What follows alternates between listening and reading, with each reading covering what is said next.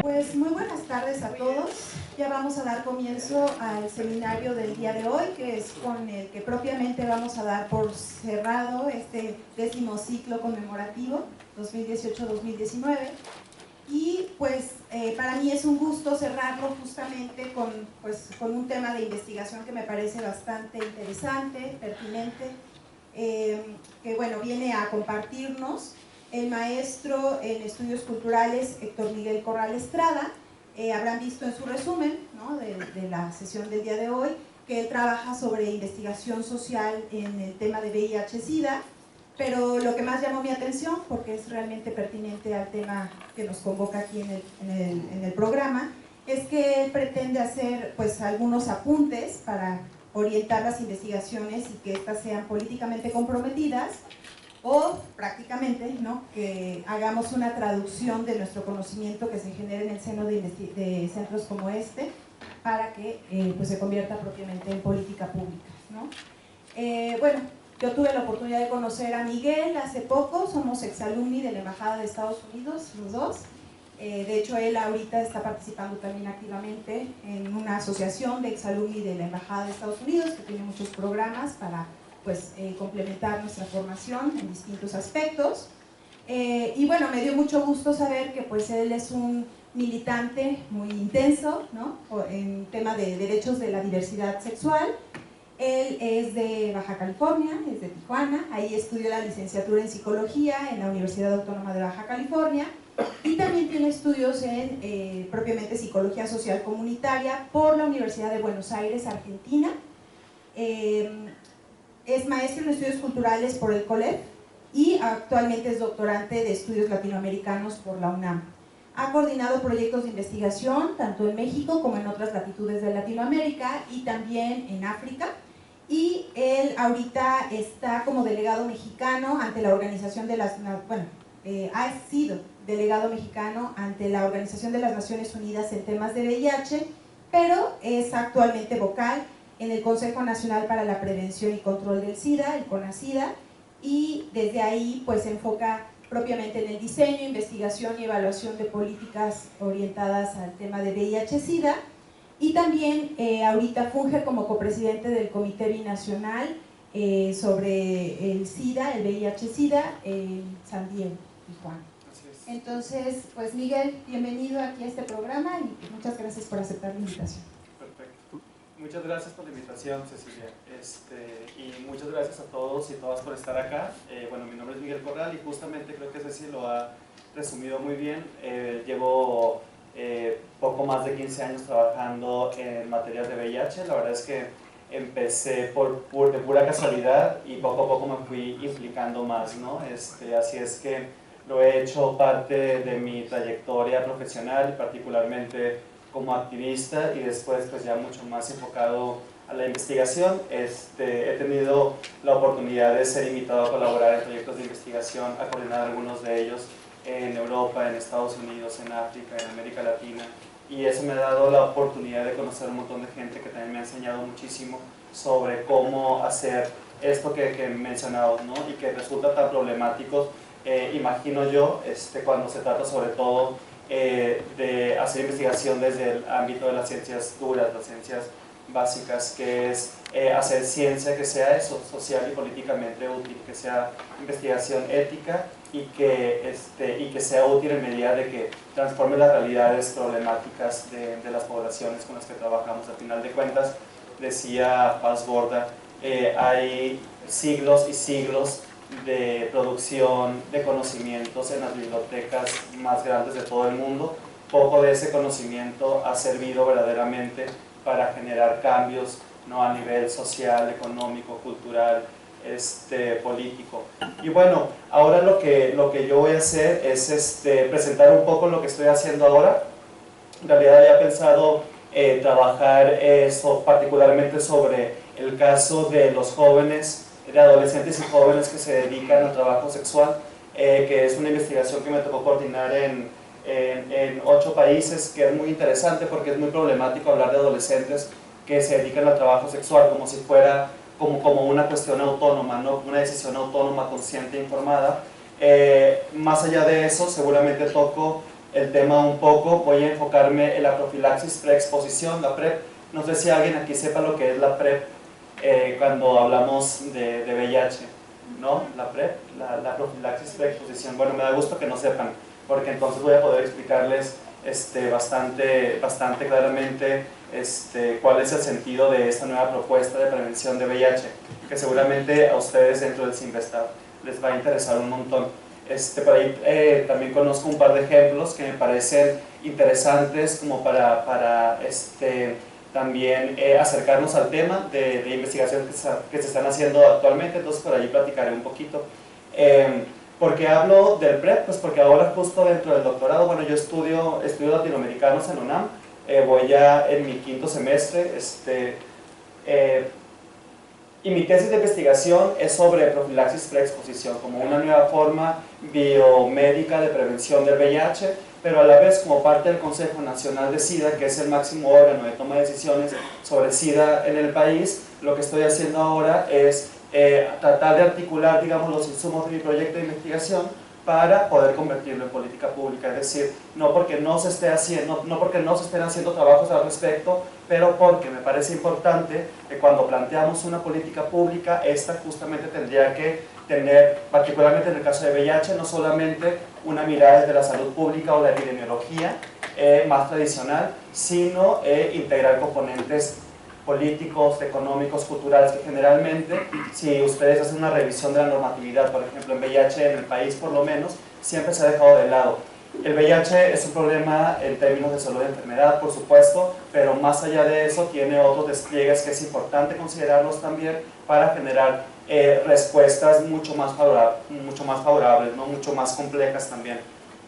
Bueno, pero voy a empezar con una pequeña introducción solamente para tener datos de discusión, ¿no? Pues la epidemia del VIH en el país. En el mundo hay más o menos 36 millones de personas infectadas con VIH, de las cuales en México 167.787, de las cuales esta es la cantidad de personas que viven en México. Esas son las personas vivas que tienen VIH, que viven en el país ahora. Se sabe que más de la mitad, el 70% son hombres, el 30% más o menos, 30-20% son mujeres, ¿no?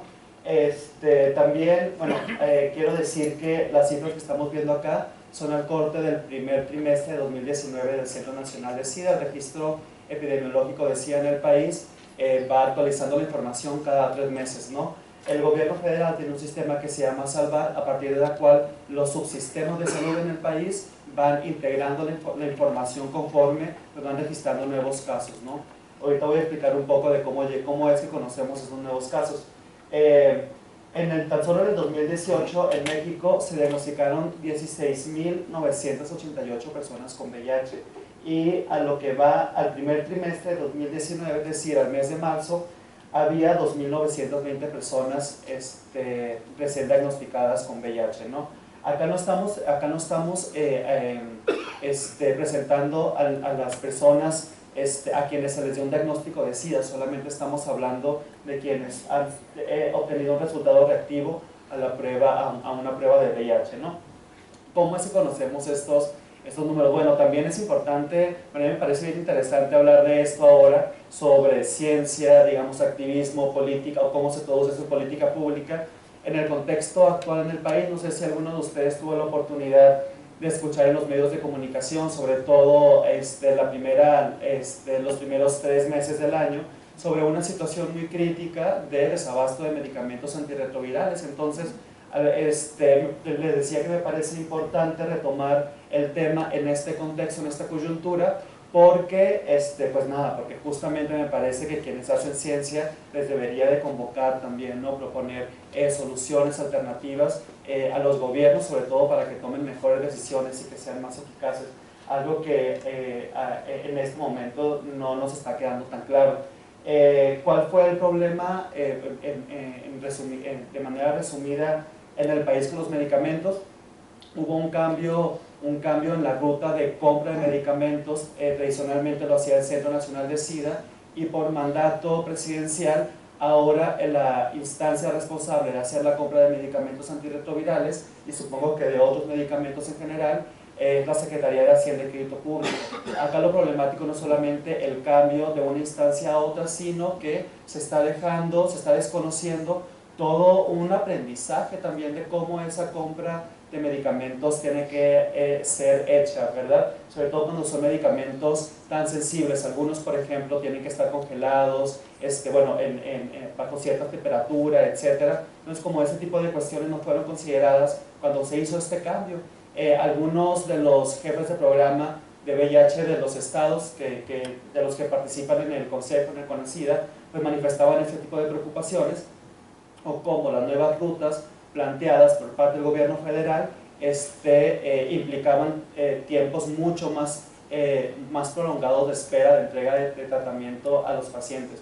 ¿Por qué eso es problemático? Pues porque para empezar, una persona que no toma el medicamento, una persona con VIH que no toma su tratamiento antirretroviral de manera correcta y consistente, pues tiene un problemón de vida, ¿no? Es decir, su vida puede estar en riesgo, sobre todo del nivel o la fase de infección en la cual se encuentra. Entonces, nuevamente, me parece que en este panorama es súper importante que podamos hacer una revisión de cuáles podrían ser los aportes a la ciencia para hacer política pública, ¿no?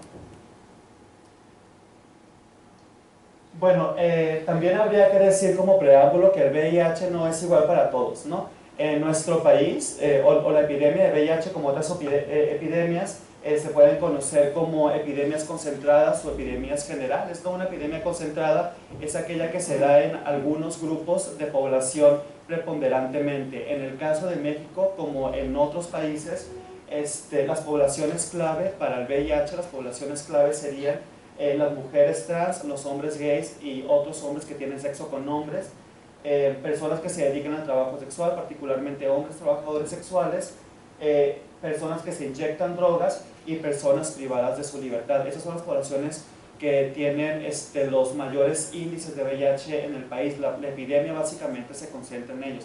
¿Qué quiere decir esto? En México, que por lo menos el 5% de estas poblaciones viven con VIH, y eso hace un diferencial muy grande con el resto de la población, ¿no? Con la población en general, digamos, de las y los mexicanos, y eso implica también que se tienen que tomar medidas muy particulares, muy focalizadas con estas poblaciones, ¿no? Sobre todo un criterio, por ejemplo, que podríamos considerar, solo por mencionar alguno, es costo-beneficio. Por ejemplo, hay estudios en muchos países donde se ha determinado ya desde hace mucho tiempo que invertir en prevención de VIH en estas poblaciones es mucho más efectivo en términos de costo-beneficio que implementar estrategias de prevención en la población en general, ¿no? ¿Y a qué se debe esto? Muy básico, muy simple, porque estas poblaciones tienen más posibilidades de infección de VIH y por lo tanto de transmitir el virus a otras personas. Aún así, también en la respuesta identificamos algunas poblaciones que son más vulnerables, por ejemplo las mujeres. Se sabe que más de la mitad de las mujeres que tienen VIH en México se infectan no debido a sus prácticas sexuales, sino a las prácticas sexuales de sus parejas varones. Entonces esto nos habla de una dinámica muy singular, muy particular, que está generando un problema de salud muy serio en las mujeres, pero en las cuales no necesariamente ellas por sí mismas se ponen en riesgo, ¿no? Otro grupo de población vulnerable son los jóvenes, las personas indígenas, las personas migrantes, ¿no? En el caso de las personas migrantes, por ejemplo, es común que en su trayectoria, sobre todo algunas mujeres, hombres gays o mujeres transexuales, ejercen el trabajo sexual como una manera de ir pagando su estancia, digamos su recorrido hasta que llegan al país destino o a la ciudad destino a la que tienen pensado arribar, ¿no? Al no tener servicios de salud o al ser una población móvil, no tienen tanta facilidad para acercarse a los servicios de salud de los cuales dispone el Estado. Eso sin tomar en cuenta también que en general los servicios de salud con los que dispone el sistema de salud de México es bastante precario, ¿no?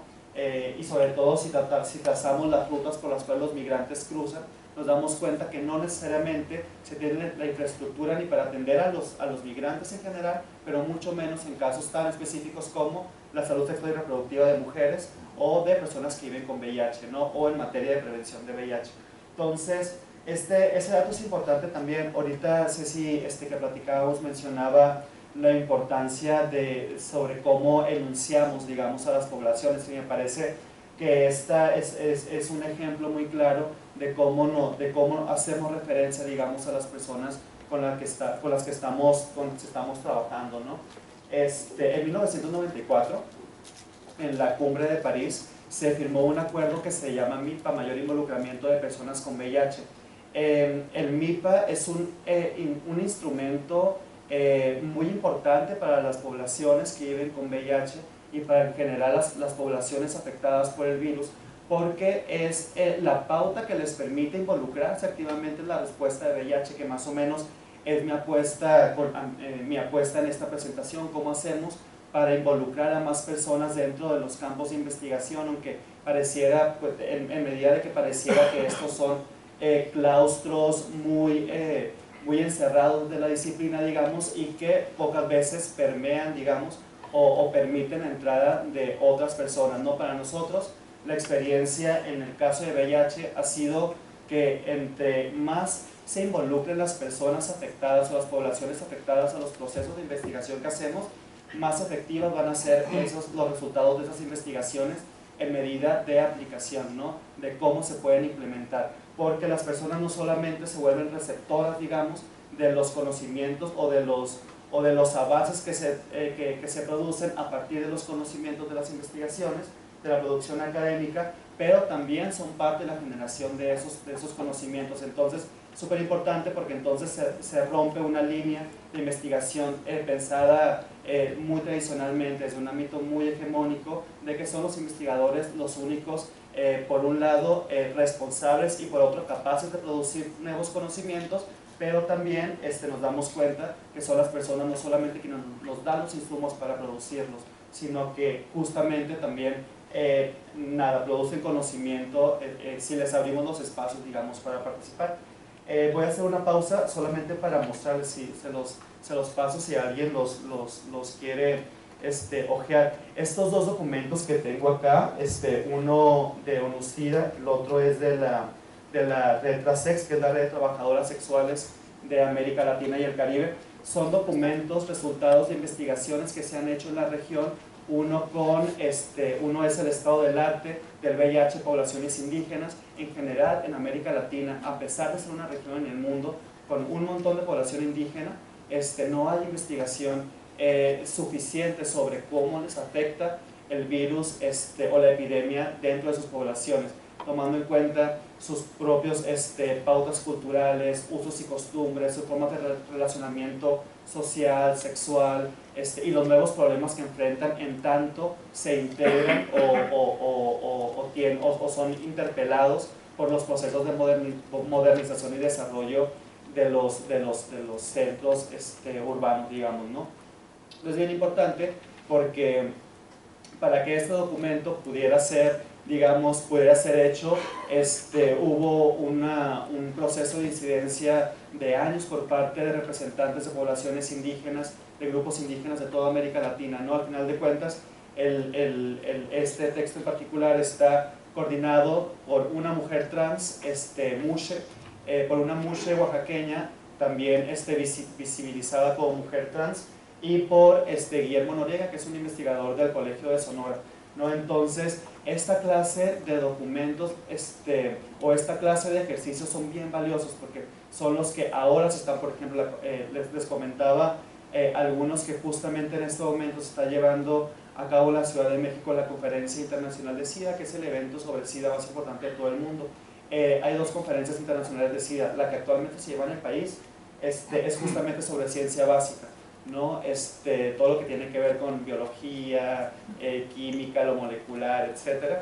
Entonces, bueno, este tipo de documentos son los que se posicionan también en estos eventos donde pareciera que estaban inicialmente restringidos para un ámbito de la población o para investigadores, científicos, etc. Y bueno, ahora son las poblaciones claves ahora también las poblaciones claves tienen la oportunidad de participar en estos espacios. Por otro lado, el otro documento, eso es una consultoría también, ¿no?, realizada por investigadores, pero que estuvo acompañada durante todo el proceso por mujeres que se dedican al trabajo sexual. Es bien interesante ver cómo se genera el diálogo también desde la mirada, si bien existe la mirada externa respecto al trabajo sexual y quienes lo ejercen, el hecho de que ellas hayan estado implicadas en todo el proceso de investigación, no solamente como objetos de conocimiento, como sujetos a quienes se llega a conocer, pues también hace que ese producto tenga una mirada distinta, ¿no? Lo más valioso me parece a mí de este tipo de ejercicios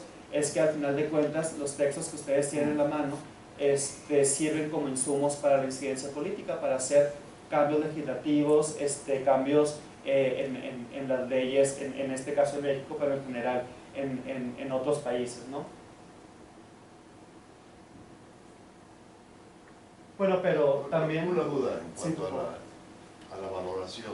Lo que se está considerando un caso de SIDA es... Lo que se está considerando un caso de SIDA para estas cuantificaciones es cero positividad o sintomatología.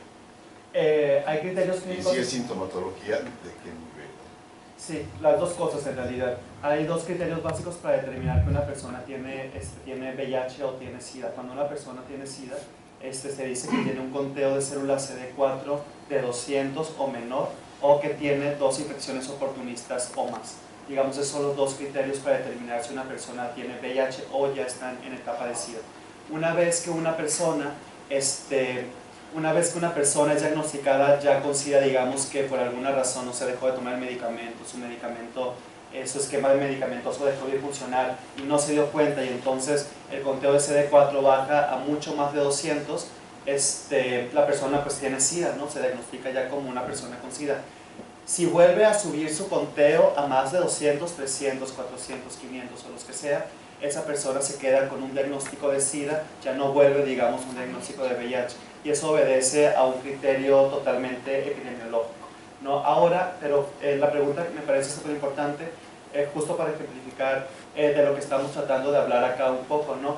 En la última reunión de consejo del CONASIDA se decidió que, bueno, también habría, la importancia también radica en el estigma que contiene la palabra SIDA, ¿no? Algunos activistas, yo particularmente prefiero utilizar SIDA y no VIH en general, o sea, los utilizo diferenciadamente cuando tiene que ser utilizado de esa forma, pero en general hablo de SIDA porque me parece que es mucho más potente, ¿no? Por un lado porque incomoda más a la gente y por otro lado porque marca más oportunidad de diálogo respecto a lo que la gente considera que puede ser el SIDA a partir de lo que conoce, de lo que ha escuchado, de lo que ha visto en la televisión, en internet, de lo que ha podido aprender, etc. Entonces me parece que da la pauta para poder, o en mi experiencia, desmitificar mucho de lo que tiene que ver con la epidemia.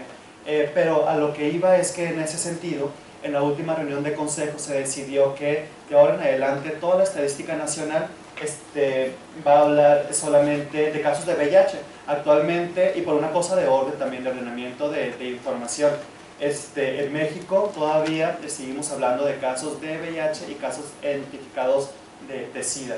Entonces, al tratar de unificar un solo criterio, también simplifica muchísimo el análisis que se puede hacer, por un lado, de la información disponible, y por otro también reduce un montón el estigma sobre las personas, ¿no? Cuando una persona tiene SIDA o se le dice que tiene SIDA, lo vive de una forma mucho más grave que si le dice que tiene VIH.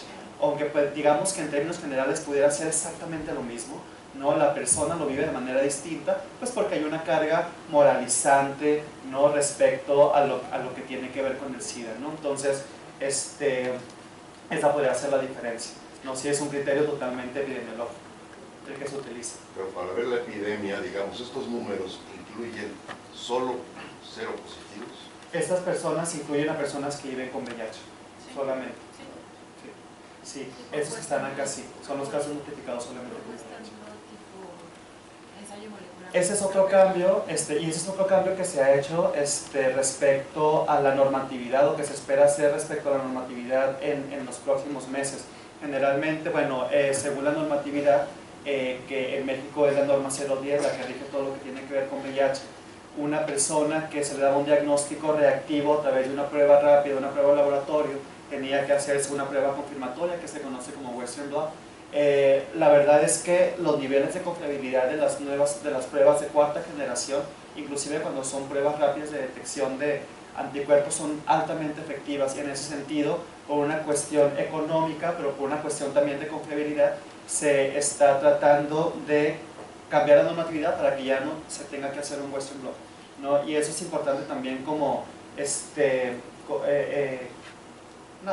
como los datos, pues, ¿no? Nuevamente como la ciencia nos sirve para hacer ese tipo de modificaciones, ¿no?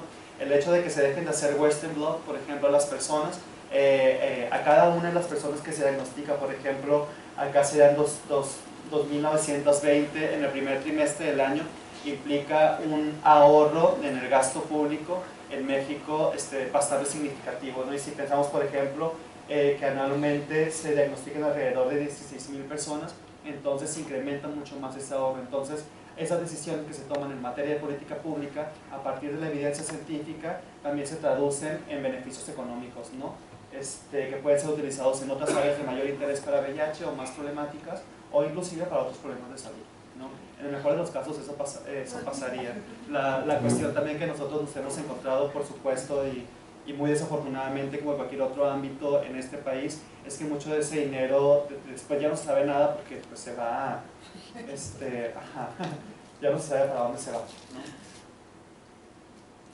Bueno, población es clave, pero bueno, todo esto obedece, por supuesto, todo lo que tiene que ver con VIH y SIDA obedece a las directrices internacionales, ¿no? Que son la respuesta global en relación al SIDA. A mí me parece problemático este caso, digamos, como hacer esta lectura, pero inevitablemente digamos, como la forma en la que se ha establecido la respuesta a nivel nacional, como todos los demás países que son parte de la Organización de las Naciones Unidas, ¿no? Se establecen metas globales. La gran meta para el 2030 es erradicar el virus del VIH de la sociedad. ¿Ustedes no creen que sea posible?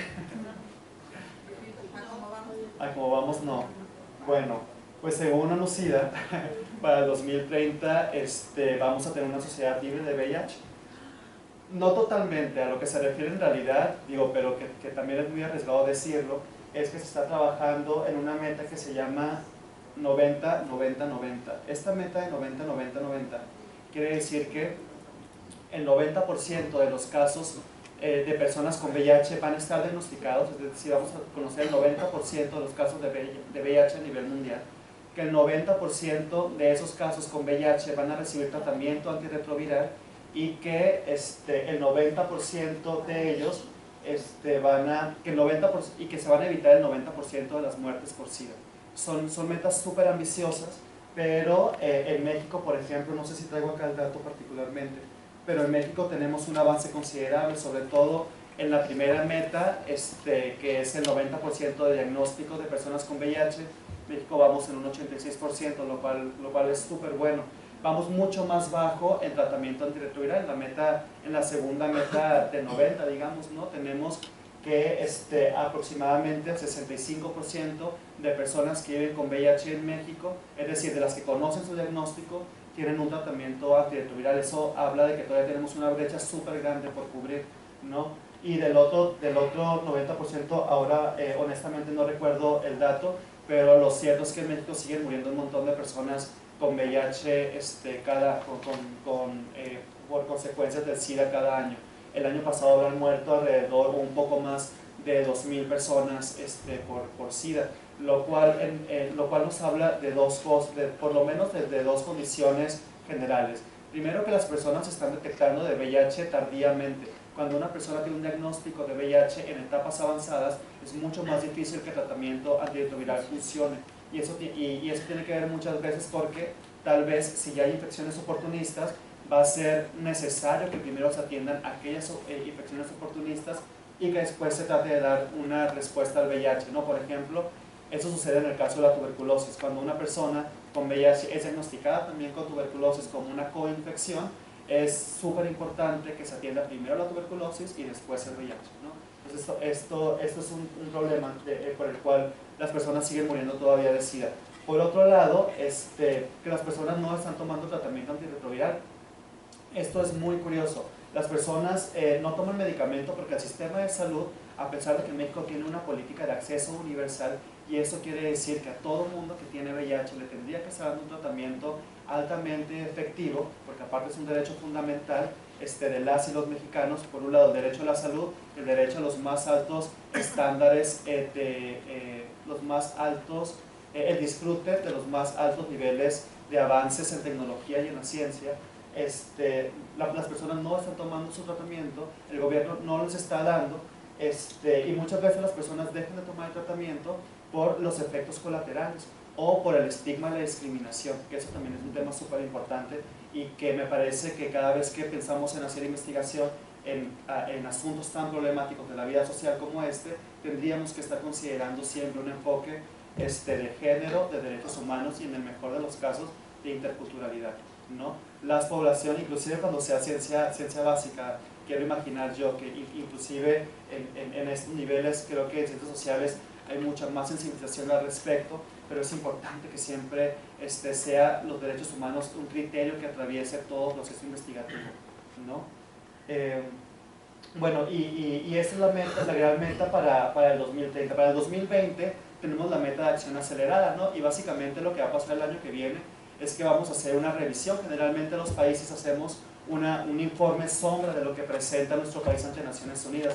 Generalmente los informes que presenta México ante Naciones Unidas dicen que todo va exactamente como tienen que ir las cosas, súper bien, que todo va avanzando, que la respuesta es efectiva, pero quienes hacemos trabajo desde sociedad civil hacemos un informe sombra tratando de puntualizar aquello en lo que claro que se ha avanzado, pero lo que sigue siendo un área de oportunidad o un tema pendiente para el avance en la respuesta, ¿no? Y para el 2020 estas son las metas, ¿no?, que se tienen. Particularmente, por supuesto, me interesa eliminar el estigma y la discriminación relacionados con el VIH y parece que es mucho trabajo de educación. Pero bueno, ahora sí quisiera entrar en materia y hablar de la profilaxis preexposición, que les decía, yo creo que les va a interesar un montón. Cuando una persona tiene VIH, tiene que tomar tratamiento antirretroviral de tal manera que se pueda detener el avance del virus dentro del organismo, ¿no? Así como en términos muy generales. La profilaxis preexposición implica el uso de un medicamento antirretroviral, pero para personas que no tienen VIH. Es decir, a una persona que no tiene el virus se le da un tratamiento antirretroviral de tal manera que pueda evitar que el virus entre al cuerpo y se replique, o mejor dicho, que en cuanto entre al cuerpo evite su replicación y el organismo, particularmente las células CD4, puedan eliminarlo. Esta es una forma de prevención totalmente biomédica y ha resultado ser altamente efectiva. Se sabe que prácticamente el 100% de las personas en un protocolo de PrEP no se infectan de VIH, inclusive cuando hayan tenido prácticas de riesgo, ¿no? Hasta el momento, antes de la PrEP, la forma más efectiva para prevenir el VIH era el uso del condón, pero también desde mediados de los años 90 hubo una tendencia a disminuir el uso del condón, sobre todo en las poblaciones más vulnerables, entre las mujeres trans, entre trabajadores sexuales, entre hombres que tienen sexo con hombres, entre hombres gays, ¿no? ¿Por qué? Por muchas razones, y que tienen que ver más con el ámbito de lo simbólico, de lo social, de lo afectivo, ¿no? Las personas prefieren dejar de usar el condón porque no se siente igual, porque sienten que hay menos conexión con las personas con las cuales se están relacionando sexualmente, porque quieren sentirse mucho más entregados o más entregadas a la persona con la que están compartiendo ese momento sexual, ¿no? Entonces, esas razones que pueden parecernos a nosotros más o menos importantes, pues al final de cuentas implican que una persona se infecte o no de VIH, ¿no? Entonces la gente empezó a dejar de usar condón y empezaron a subir los niveles de incidencia, la incidencia del virus entre la población. Entonces la PrEP viene justamente a tratar de sostener, digamos, la respuesta en términos de prevención, cuando la estrategia que había sido tradicionalmente la más valorada deja de funcionar también. De cualquier manera, hay investigadores que desde finales de los 80 ya empezaban a referir que aunque las personas decían que estaban usando condón, verdaderamente no lo estaban usando, inclusive en los momentos más fuertes de la epidemia, ¿no? ¿Por qué pasaba esto? Pues ellos apuestan al tema de lo social, ¿no? Pues, el estigma, la discriminación, la idea de vergüenza, de castigo, de culpa por diseminar la infección, ¿no? Hacía que la persona siguiera reportando que usaba condón o que verdaderamente no lo estaba haciendo, ¿okay? Por eso es importante trabajar con el estigma de discriminación siempre. Bueno, la profilaxis preexposición es básicamente eso, es tomar una pastilla antirretroviral todos los días de tal manera que si la persona tiene comportamientos de riesgo no se va a infectar de VIH. Han sucedido infecciones con personas que están en el protocolo de PrEP, sí han sucedido. Se ha descubierto que aquellas personas que se han infectado, inclusive estando en este protocolo, la mayoría de ellas, que son muy pocos casos, se cuentan menos de 10 en todo el mundo, desde el 2012 para acá, es porque los niveles de plasma, los niveles del medicamento de Truvada, que ustedes lo están viendo acá, son en el plasma sanguíneo son menores a los que se tendrían que tener si la persona fuera adherente al tratamiento. Eso quiere decir que son menores a que si la persona estuviera tomando tratamiento de la forma en la que se supone que tendría que estarlo tomando. Entonces, acá lo que vemos es que la falla no es tanto, digamos, de la estrategia del protocolo, sino más bien de las personas, ¿no? Como de la forma, de la ingesta del individuo. Pero bueno, el chiste es que este método de profilaxis es más bien para los trabajadores sexuales, o en general, ¿no? Los que están en riesgo. Sí. Es así como la píldora del día siguiente. Es como la píldora del día siguiente. Así se conoce algunas veces. Funciona así, digamos que puede ser pensada como la píldora del día siguiente, pero esta se toma todos los días, digamos. Cumple el mismo efecto de cualquier manera, ¿no? Prevenir, en este caso, la infección por VIH. El PrEP en términos de VIH resulta súper efectivo, sí, y tendría que ser pensado para las poblaciones más vulnerables. Y aquí me parece que entramos de lleno en materia a partir de tu pregunta, Cecilia. Y es muy problemático en el caso de México actualmente. Hay 3 protocolos que se están llevando a cabo de investigación sobre PrEP en el país. Bueno, hay 3 protocolos que se están llevando a cabo sobre PrEP en la región, en Perú, en Brasil y en México. En México se están implementando en algunos centros de la Ciudad de México, de Yucatán y de Puerto Vallarta, de Jalisco.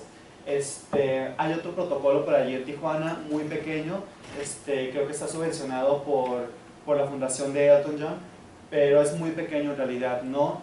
Los protocolos que se llevan a cabo en la Ciudad de México son parte del IMPREP, que es un proyecto del proyecto regional que integra también a Brasil y a Perú, ¿no? En la Ciudad de México en particular lo implementa la Clínica Condesa, que es la clínica de la Secretaría de Salud, que atiende a personas que viven con VIH, y también lo implementan 2 organizaciones de la sociedad civil, que eso es muy novedoso en realidad. Es decir, es novedoso que una organización de la sociedad civil digamos, de alguna forma prescribiendo un medicamento controlado controlado y caro y tan delicado en general, ¿no? Es porque al final de cuentas tiene que ver con la epidemia de VIH en México, que son Inspira y México Vivo, ¿ok? Entonces, y digo que acá empieza como la materia de discusión en realidad, porque si bien la PrEP es altamente efectiva, yo creo que representa algunos problemas en orden de lo ético, de lo social, de lo político, que tendríamos que estar pensando y que me parece que no estamos contemplando en toda su contundencia, ¿no? Como con todas las implicaciones que esto tiene. La primera es que a mí me parece la más problemática, ¿no? En México seguimos una política de acceso universal, y eso quiere decir que todas las personas que viven con VIH deberían tener derecho al tratamiento antirretroviral de manera gratuita, ¿no? Y a servicios médicos de manera gratuita. La verdad es que todavía, les comentaba hace rato el avance de las metas en el país, México no puede garantizar que todas las personas que viven con VIH tengan tratamiento antirretroviral. En ese sentido, me parece problemático destinar un presupuesto para comprar tratamiento antirretroviral para personas que no viven con VIH. Mi lógica, la verdad, es que es muy sencilla.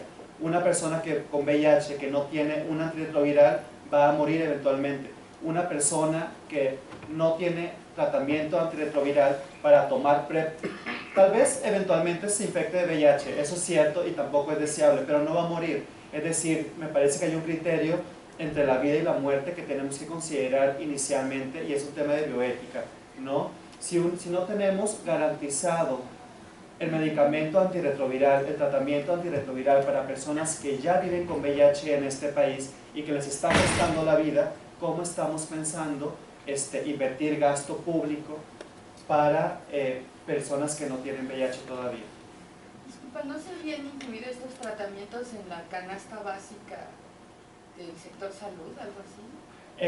Para las personas que viven con VIH, el presupuesto para comprar los tratamientos, el medicamento antirretroviral sale de una partida que se conoce como para gastos catastróficos. Como el VIH, la epidemia del VIH sigue siendo en ese sentido una catástrofe en el país, sigue siendo gastos catastróficos, el presupuesto a partir del cual se destina el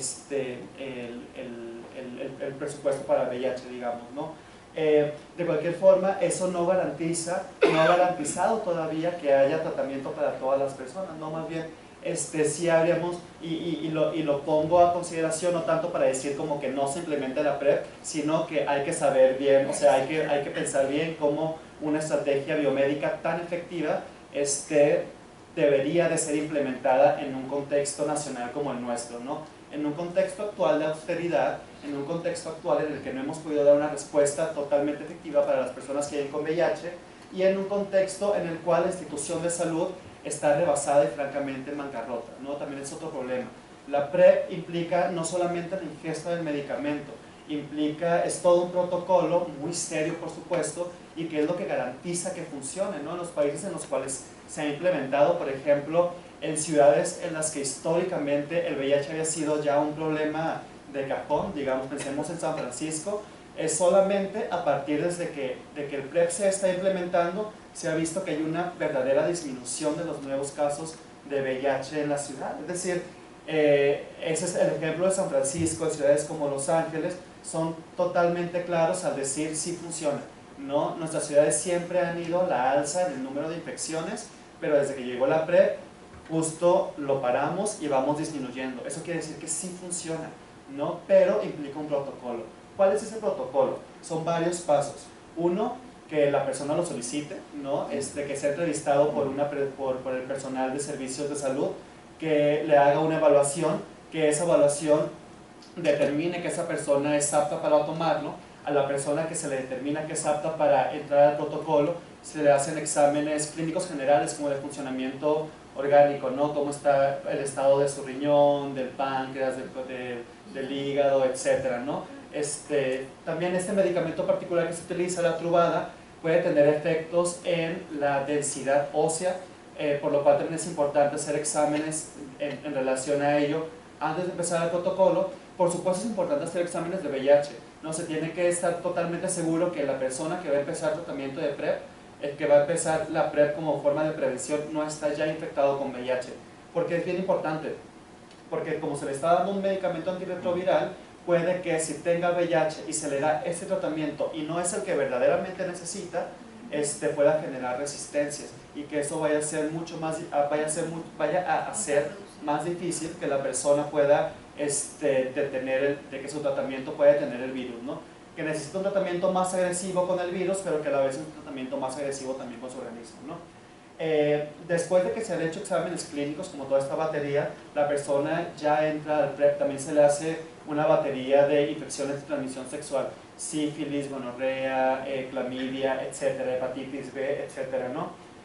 Digamos que la persona pasó como todo la etapa inicial para entrar al protocolo. Cada 3 meses la persona tiene que estar regresando al sistema de salud para que se le hagan exámenes de VIH, exámenes generales, digamos, de funcionamiento orgánico, exámenes clínicos y exámenes de infecciones de transmisión sexual. ¿Okay? Entonces, eso es lo problemático también.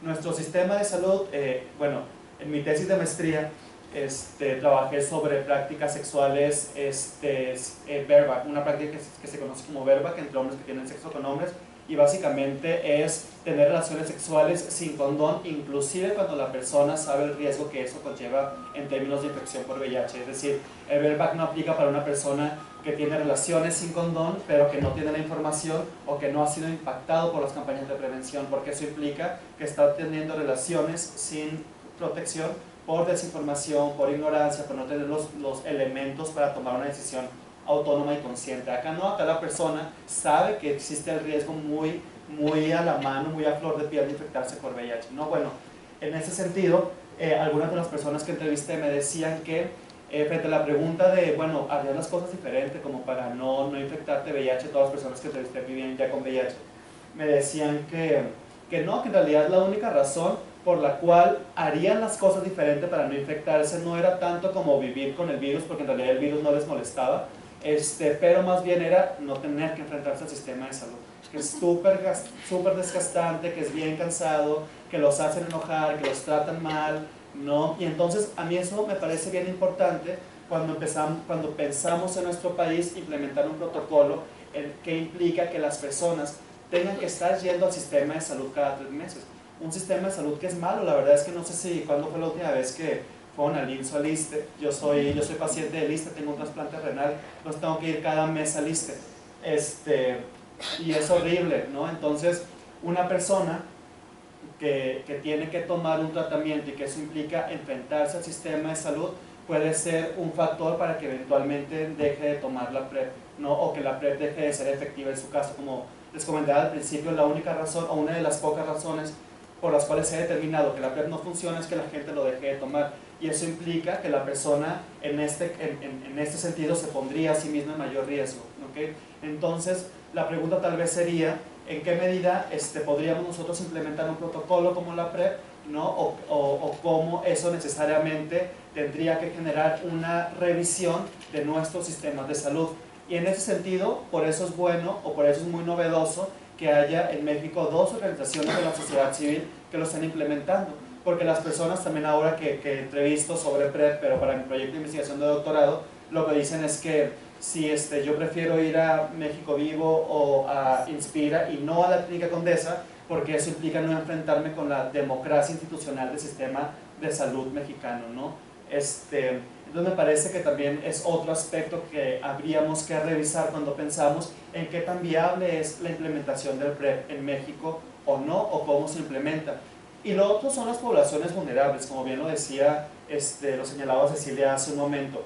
Por supuesto que inicialmente cuando se pensó, bueno, hay protocolos en PrEP en el mundo desde 2004, 2006, hubo mucha resistencia para su implementación porque era muy básico el cuestionamiento que se tenía, ¿no? En algunos países como en Filipinas, inclusive en Estados Unidos, sobre todo en los países de África y de Asia del Este, en los cuales se empezaban a querer implementar, que era, bueno, si en tu protocolo resulta no ser efectivo y las personas se infectan con VIH, ¿quién las va a atender? ¿Quién les va a dar tratamiento? Sobre todo pensando en el 2004, 2003, en los cuales los tratamientos para VIH no son los que tenemos ahora, ¿no? Que eran mucho más costosos y que tenían mucho más efectos secundarios en las personas, no era mucho más difícil conseguirlos también, entonces sí implicaba todo un problema.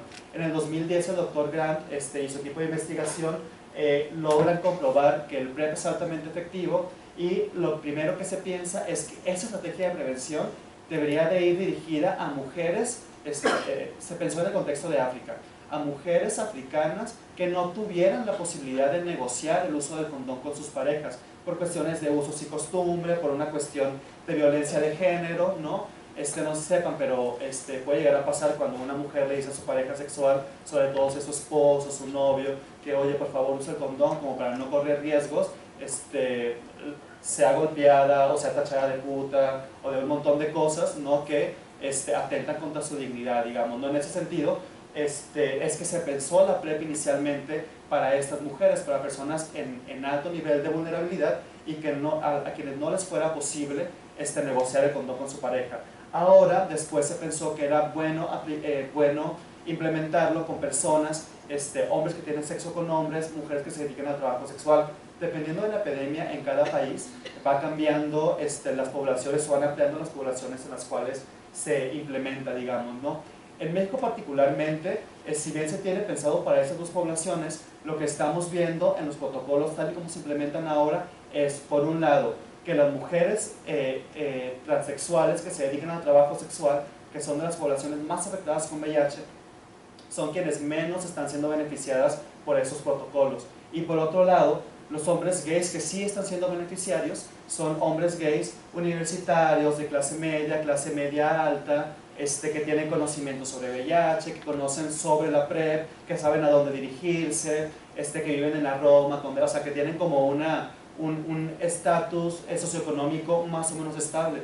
No está llegando, por ejemplo, a los hombres gays deportados de San Diego que llegan a Tijuana, que no tienen papeles, que no tienen trabajo, que no tienen red de apoyo, ¿no? Y que a lo mejor el trabajo sexual es una de las pocas opciones que tienen para subsistir en lo que más o menos se acomodan dentro de una sociedad como la de Tijuana, ¿no? Como cualquier otra que sea tan problemática en México. Entonces, no está llegando tampoco, por ejemplo, para los hombres gays que viven, no sé, en Ciudad Neza o en Naucalpan o en otras cercanías, digamos, en la Ciudad de México, que por sus condiciones sociales puede que estén, y económicas, puede que estén en mucho mayor riesgo de infectarse por VIH, ¿no? Entonces también es problemático. ¿Por qué? Y acá vamos al tema de la investigación.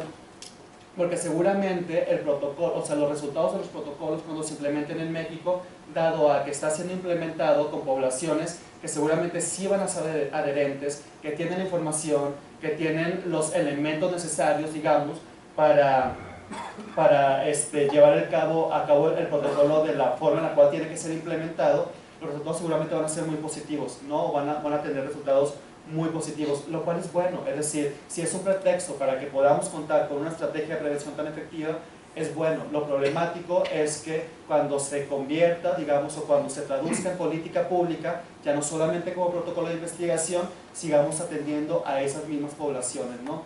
Es problemático porque eso implica que a las otras poblaciones que históricamente han sido mucho más afectadas por la epidemia, sean doblemente, digamos, afectadas por la epidemia, no solamente porque en sí mismas sus dinámicas sociales de relacionamiento sexual, sus actos de cuidado de salud ya los ponen en un alto grado de vulnerabilidad, pero porque cuando hay estrategias de prevención en las cuales invierte el Estado y que son altamente efectivas, no van a llegar a ellas, ¿no? Entonces hay una brecha súper grande que tenemos como amenaza y que hasta este momento los protocolos que se están implementando no están abordando, ¿no? Y eso es problemático. Eso, digamos que es problemático porque los investigadores no es un tema que estén poniendo sobre su agenda de trabajo.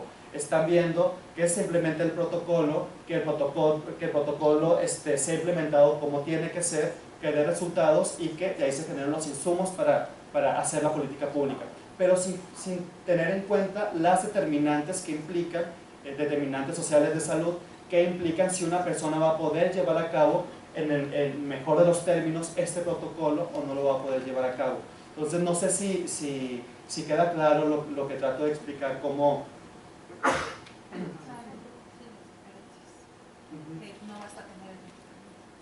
Que no basta tener medicamento y que no basta solamente hacer investigación que compruebe que lo que estamos investigando es efectivo, ¿no? Porque que el PrEP sea efectivo ha sido demostrado en todo el mundo desde 2012, ya, totalmente es efectivo. El problema no es ese, el problema no es generar investigaciones en México que nos digan, ah, mira, aquí también sirve. Seguramente sí. Por ejemplo, hay un caso que a mí también me parece muy inquietante en Argentina, de un grupo de activistas en Argentina que dicen, PrEP ya para todos, ¿no? ¿Para qué seguimos haciendo investigación si ya sabemos que funciona? Y cuando uno lee en términos superficiales, dice, pues tiene razón. O sea, seguramente sí funcionó en Europa, en África, en Asia, pues que alguien venga y tome el mismo medicamento en México, pues seguramente va a funcionar. Pero hay cosas que no estamos leyendo, que son esos contextos sociales que implican que la gente no pueda llegar al sistema de salud, que la gente en el sistema de salud atienda mal y que no regrese, que el protocolo, digamos, o sea, que en sí misma la ingesta de un medicamento diario, aunque parezca que pueda ser también eso en sí mismo problemático, que la persona, o que pase dentro del protocolo con las personas, lo que ya pasa con quien vive con VIH, que lleguen un día al sistema de salud y le digan, no tengo tu tratamiento, ven el mes después, ¿no? O no tengo para hacerte los exámenes, ¿por qué no vienes después?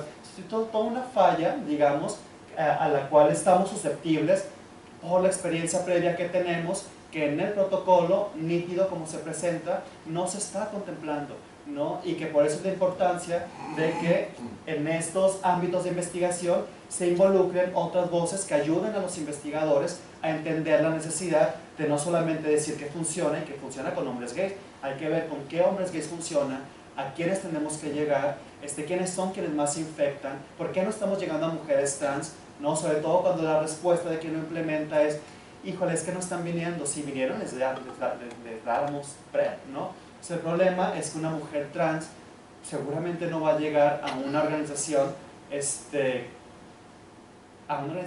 civil si se dedica al trabajo sexual, si tiene, es decir, en general si tiene otras condiciones de vida que no son las condiciones ideales para que esa trayectoria, para que esa ruta crítica sea seguida. Perdón, por allá querían decir algo y después acá. Y Será después como acá. una clase de resistencia cultural, como cuando empezó a usarse la píldora anticonceptiva, ¿no? Sí. La misma resistencia cultural, y las mujeres, si vinieran las mujeres por su pastilla, se las dábamos, pero el caso es que ese señalamiento social, ¿no? Significa que vas a tener vida sexual. Sí, ¿no? totalmente. Y además vas y ahí te atienden como casi criminalizándote, o sea, de verdad que quita todo interés en la población. Sí. Quizás 100 años después ahorita esto. Y nuevamente, o sea, y eso no implica que los, perdón, alguien allá iba primero. No sé si Sí, yo tenemos- nada más quería saber si qué tan agresivo es este tratamiento. Micrófono. Al hacer, perdón, ¿qué tan agresivo sería este tratamiento profiláctico haciendo una ponderación a las personas que pues no han adquirido la infección? Ok, muy bien.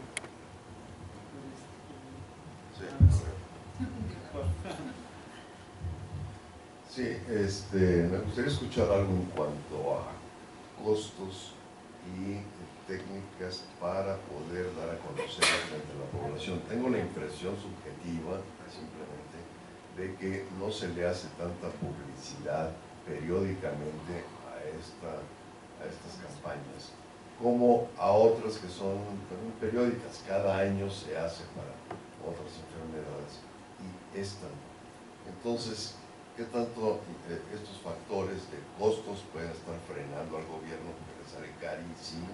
A lo mejor no es tan caro hoy en día porque han estado bajando los precios. Entonces, ¿qué tanto conocimiento tiene la población y qué tanto le cuesta al gobierno mantenerlo? Súper importante también. Gracias. ¿Alguien más de una vez tiene como alguna duda, alguna pregunta, algún comentario? Okay. Bueno, esas tres entonces.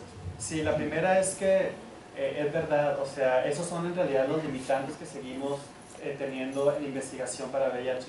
No porque, o sea, nuevamente, la investigación funciona, es decir, ya los resultados seguramente van a decir que la PrEP funciona como ha funcionado en todo el mundo, o sea, es la misma píldora para seres humanos, ¿no? Seguramente va a funcionar. El problema justamente no es ese, como el ejemplo que pone, es más bien cómo hacemos que impacte verdaderamente a quien tiene que llegar, ¿no? O sea, y eso es lo que hace la diferencia de la respuesta al VIH. No es lo mismo, por ejemplo, que llegue a un muchacho gay que vive en Narvarte, que estudia su maestría en la UNAM, ¿no? o en el TEC, digamos, ¿no? A un muchacho que trabaja en la maquila en Tijuana, que es gay, ¿no? Que trabaja como bartender en el bar gay, porque es lo único a lo que ha tenido acceso. Porque hay una serie de recursos de capital simbólico, social, intelectual, cultural, como quieran llamarle, digamos, si pensamos en Bourdieu, que es totalmente diferente, que eso implica que el acceso también sea diferenciado, pues no, el derecho a la salud es el mismo y debería ser el mismo para todos, pero me parece que lo que no están contemplando los protocolos de investigación es un enfoque también de justicia social y de justicia distributiva. A mí me parece que la investigación siempre tendría también que contemplarlo, ¿no?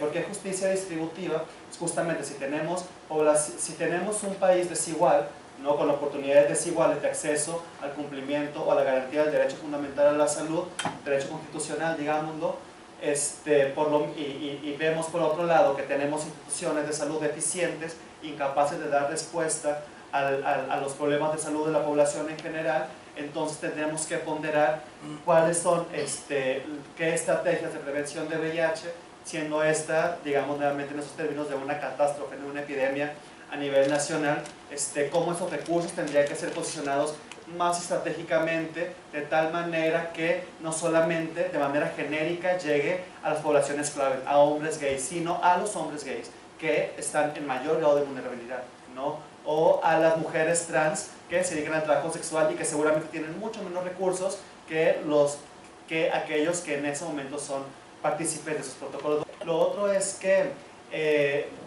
no se ha demostrado que sea riesgoso para las personas tomar este antirretroviral para personas que no viven con VIH.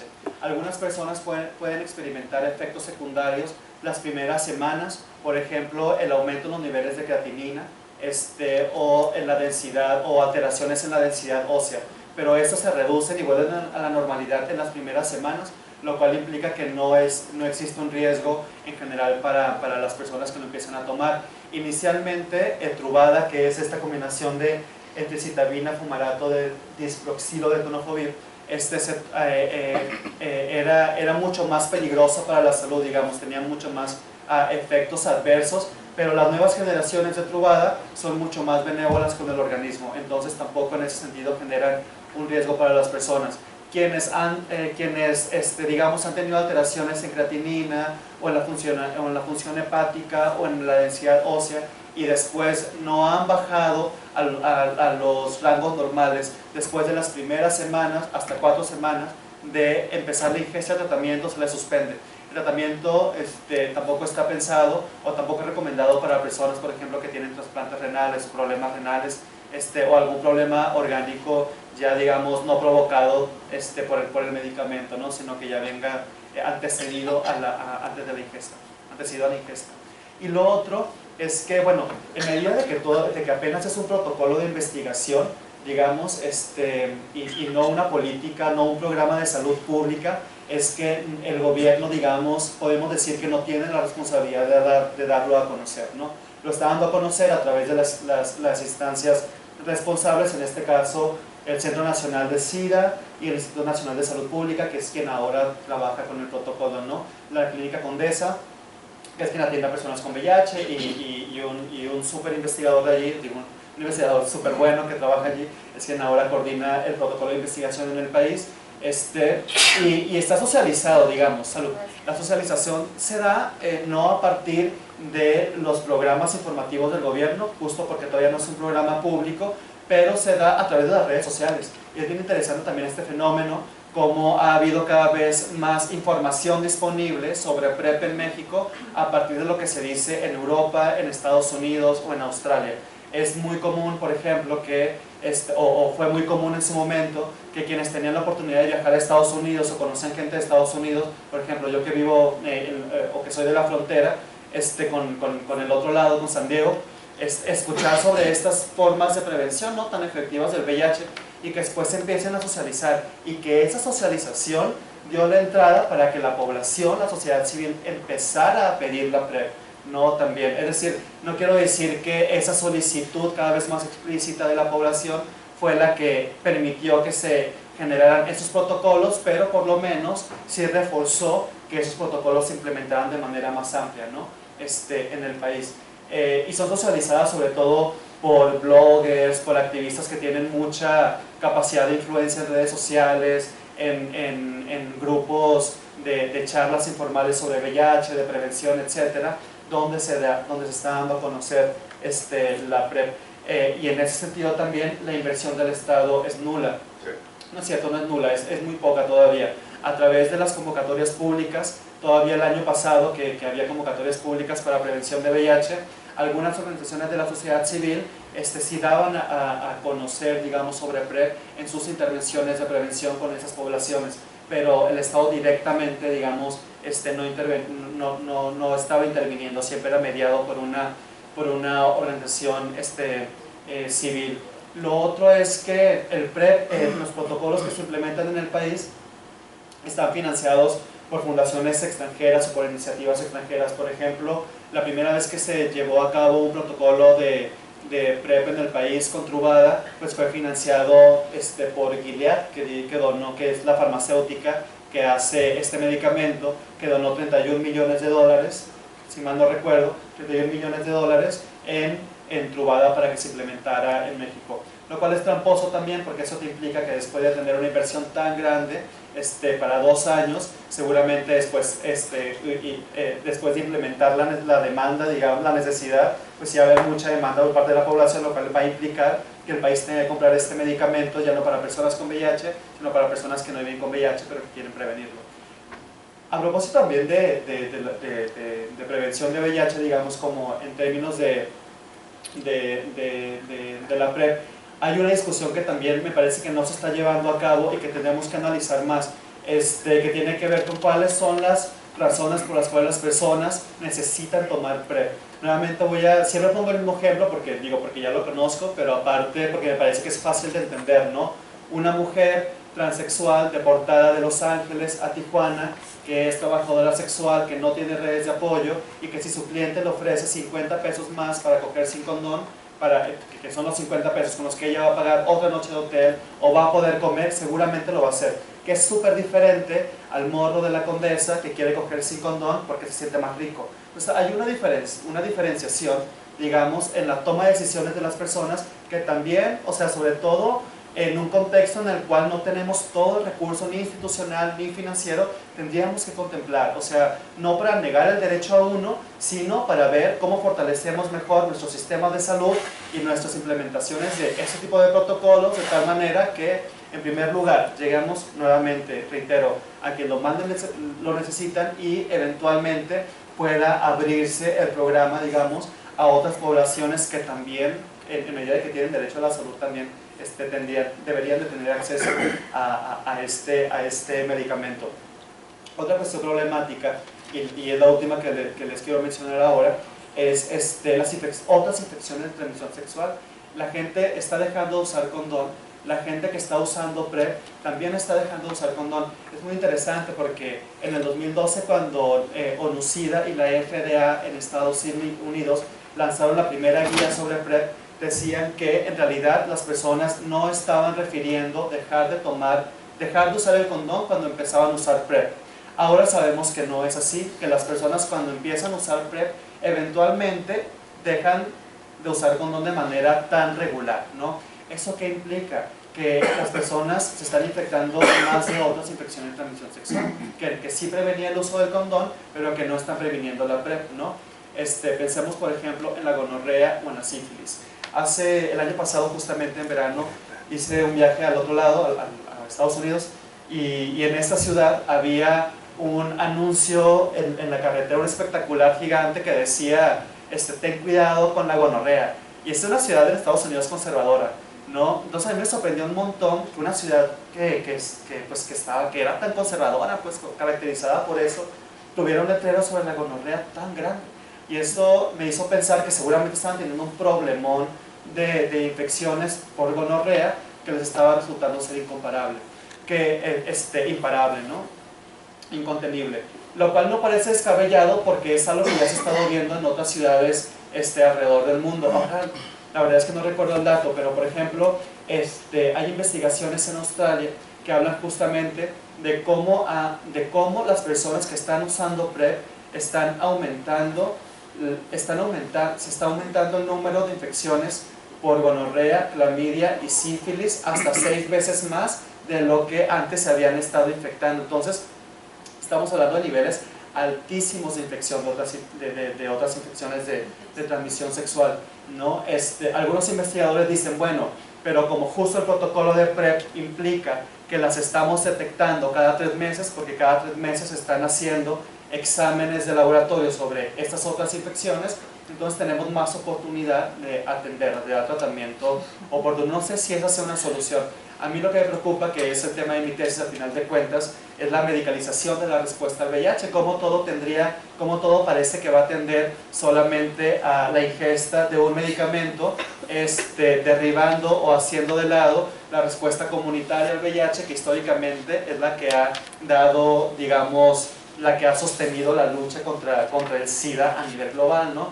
y no tanto por el protagonismo de las organizaciones, sino porque al final de cuentas, cuando una persona se infecta de VIH, lo hace porque se está relacionando o está interactuando de alguna forma con otro ser humano, para inyectarse drogas, para coger, para cuando una mujer da a luz, por ejemplo, etcétera, ¿no? Pero infectarse con VIH siempre implica una interacción humana. Acá reducir la prevención a la ingesta de un medicamento me parece que deja mucho de lado ese aspecto tan fundamental de la transmisión, ¿no? Que tendríamos que considerar también cómo hacemos que las formas de prevención del VIH sean también relacionales, no solamente a partir de la ingesta de un medicamento. No haciéndolo de lado, sino integrándola a formas o a estrategias de prevención que históricamente también han resultado efectivas frente a la epidemia, ¿no?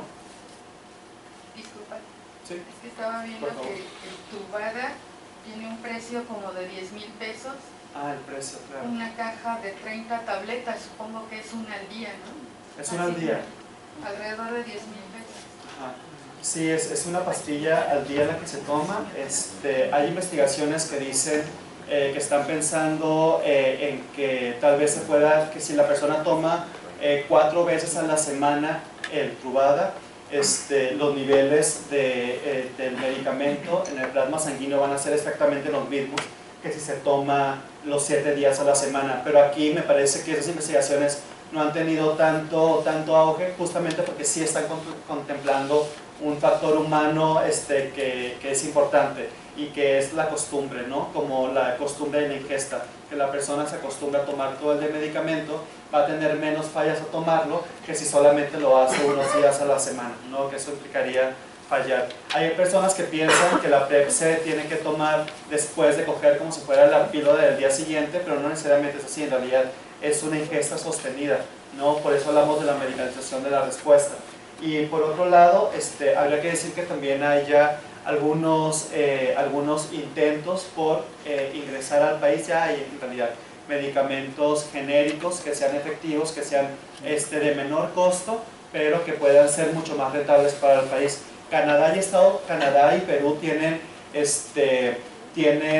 estudios de costo-beneficio sobre la PrEP, ¿no? El estudio de Perú, algo que decía, o algo que muy claramente nos deja saber, es que si la PrEP se invierte en las poblaciones más vulnerables para el VIH, esta estrategia va a ser muy efectiva, a diferencia, por ejemplo, como pasa en Estados Unidos o en Canadá, que la PrEP llega debido a cómo es su modelo de sistema de salud, que pueden acceder cualquier persona a través de sus propias aseguranzas privadas, ¿no? Eso con el precio del medicamento. ¿Alguien tiene alguna duda, alguna pregunta? Bueno, esto ya lo comenté. Esto es parte del protocolo solamente que quería mostrarles, ¿no?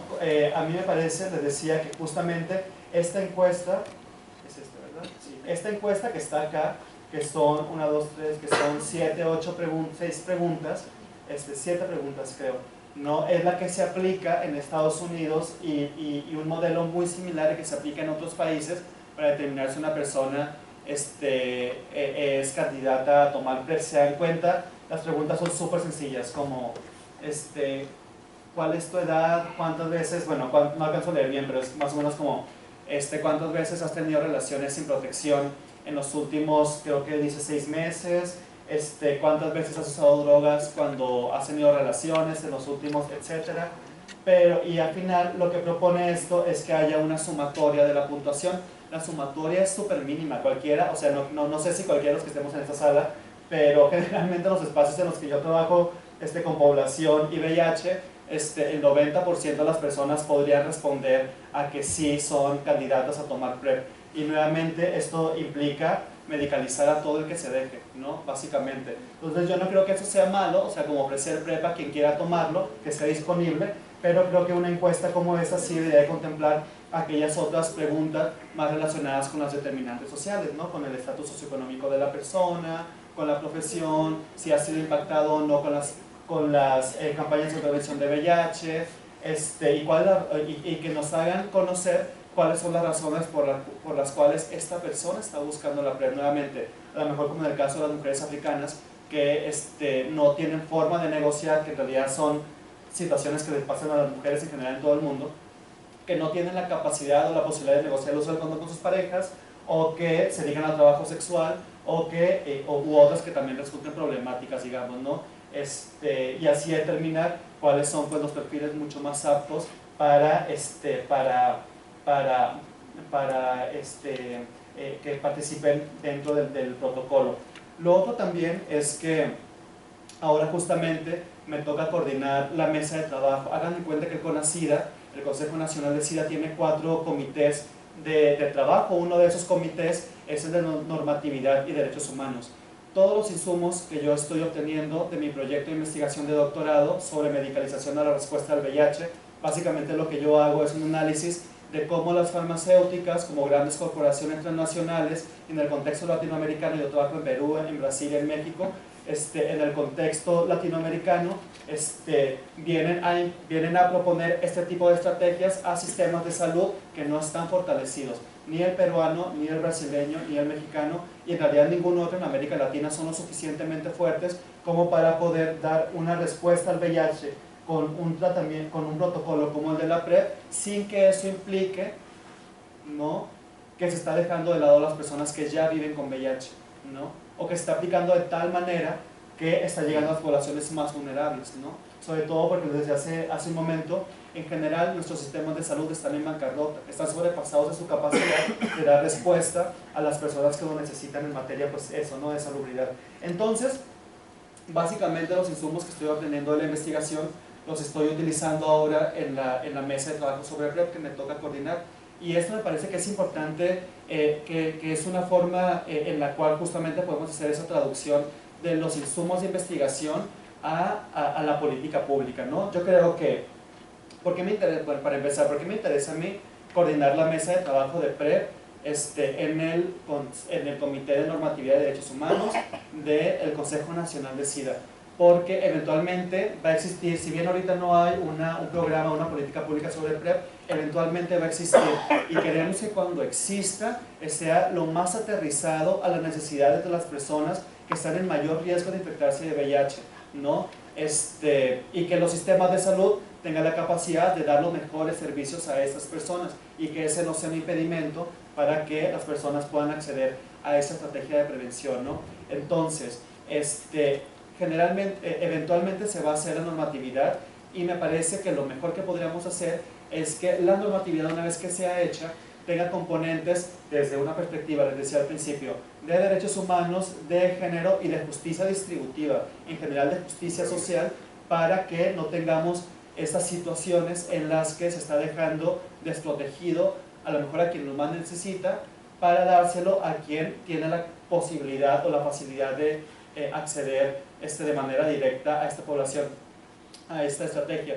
Algo que no les comenté también en el trabajo de campo que he estado realizando, me pasó, al inicio del año estuve en Brasil y eventualmente iré a Perú a trabajar, pero tanto en Brasil como en México, algo que pasó más acá que allá es que la gente dijera, es que yo tengo un amigo que conoce, o tengo un amigo que trabaja en una organización, o un amigo mío es activista en VIH, entonces me dijeron, entonces hay como una línea bien clara de capital cultural, ¿no? Así de capital social, perdón, de cómo es que las personas están llegando al protocolo, pues porque conocen a alguien, o tienen conocimiento, o tienen una relación directa, o ya hay una entrada. Esos son los resultados que vamos a obtener de los protocolos, ¿no?, de investigación, y seguramente pasan todas las investigaciones, cosas por el estilo, pero cuando estamos pensando en que el VIH sigue siendo un problema de salud fundamental para un sector amplio de la población, no podemos, tenemos que cerrar las oportunidades de que esto pase, de que esto siga pasando. Entonces, mientras más, no quisiera decir candados, pero entre más criterios específicos tengamos acá, seguramente va a ser mucho más fácil determinar quiénes sí son los mejores candidatos para una estrategia de prevención tan cara, porque no deja de ser cara a pesar de que haya genéricos, y que tenga el mejor impacto posible en términos de costo-beneficio. Entonces, lo que esperamos en el CONASIDA, justo ahora estamos recién empezando los trabajos, es que con todos los insumos que podamos obtener de los protocolos que se están implementando, desde una mirada de los estudios sociales, de los estudios culturales, por supuesto de la salud pública y la epidemiología, que es desde donde tradicionalmente se hace la política pública, bueno, ahora podamos tener una visión mucho más amplia, más compleja de un problema de salud, de una alternativa de salud, y que eso se vea reflejado en la forma en la cual estamos pensando hacer política pública, ¿no?, en el país. Y nada, y al final de cuentas me parece que la invitación es esa. Yo creo que les decía al principio que les quería comentar un par de casos que me parecen bien innovadores en materia de PrEP y que están pues relacionados ahora sí con lo biomolecular y más con los asuntos que seguramente ustedes trabajan. Por ejemplo, en la Universidad de San Diego, el doctor Katsivas y su equipo de investigación están haciendo, presentaron en la conferencia de SIDA del año pasado, Conferencia Mundial de SIDA, una PrEP, digamos, como un medicamento al cual le están poniendo un chip. Este chip lo que hace es que, bueno, pues una vez que lo que básicamente hace es decir al equipo de investigadores o al sistema de salud si esa persona está tomando el medicamento o no lo está tomando. Hay un montón de problemas, justo en la conferencia del año pasado, un montón de investigadores que trabajaban sobre PrEP alrededor del mundo decían lo mismo. La gente entra al protocolo súper entusiasmada porque dicen, no manches, no me voy a infectar de VIH si tomo una pastilla al día, y eventualmente lo dejan de tomar. Y siempre mi pregunta era esa, como pues cuáles son las razones por las cuales la persona deja de tomar, ¿no? Que dicen, todavía no lo han estudiado, pero eventualmente lo van a estudiar. Y será muy interesante, mucho seguramente este problema que afecta a la adherencia va a poder ser medido con este tipo de iniciativas, ¿no? Yo tengo algunos pensamientos sobre la pertinencia de ponerle un chip a una pastilla que esté, o sea, como vigilando a la persona a ese nivel molecular, pero supongo que es efectivo, es altamente efectivo, ¿no? Saber si una persona está tomando el medicamento, medida de que pues los médicos directamente van a poder rastrear a distancia eso, más allá de lo que el paciente les pueda decir. El otro es un proyecto de investigación también que se presentó el año pasado en la conferencia y que era más o menos así. Había un grupo de investigadores en Europa que estaban poniendo... Un grupo de investigadores en Europa, claro, que lo que hacían era lectura de la retina a través de los dispositivos, de un dispositivo integrado a los teléfonos celulares de personas con VIH. De tal manera que los médicos, una vez que las personas, digamos, hicieran la lectura de retina, pudieran conocer todo el historial de la persona en términos de salud, digamos, y también en qué parte del mundo estaban. Ellos lo pensaban particularmente para mujeres que se dedican al trabajo sexual en Sudáfrica y para personas en movilidad o en personas en movilidad debido a la guerra en Medio Oriente, es decir, a los refugiados en Europa. Me parecía problemático,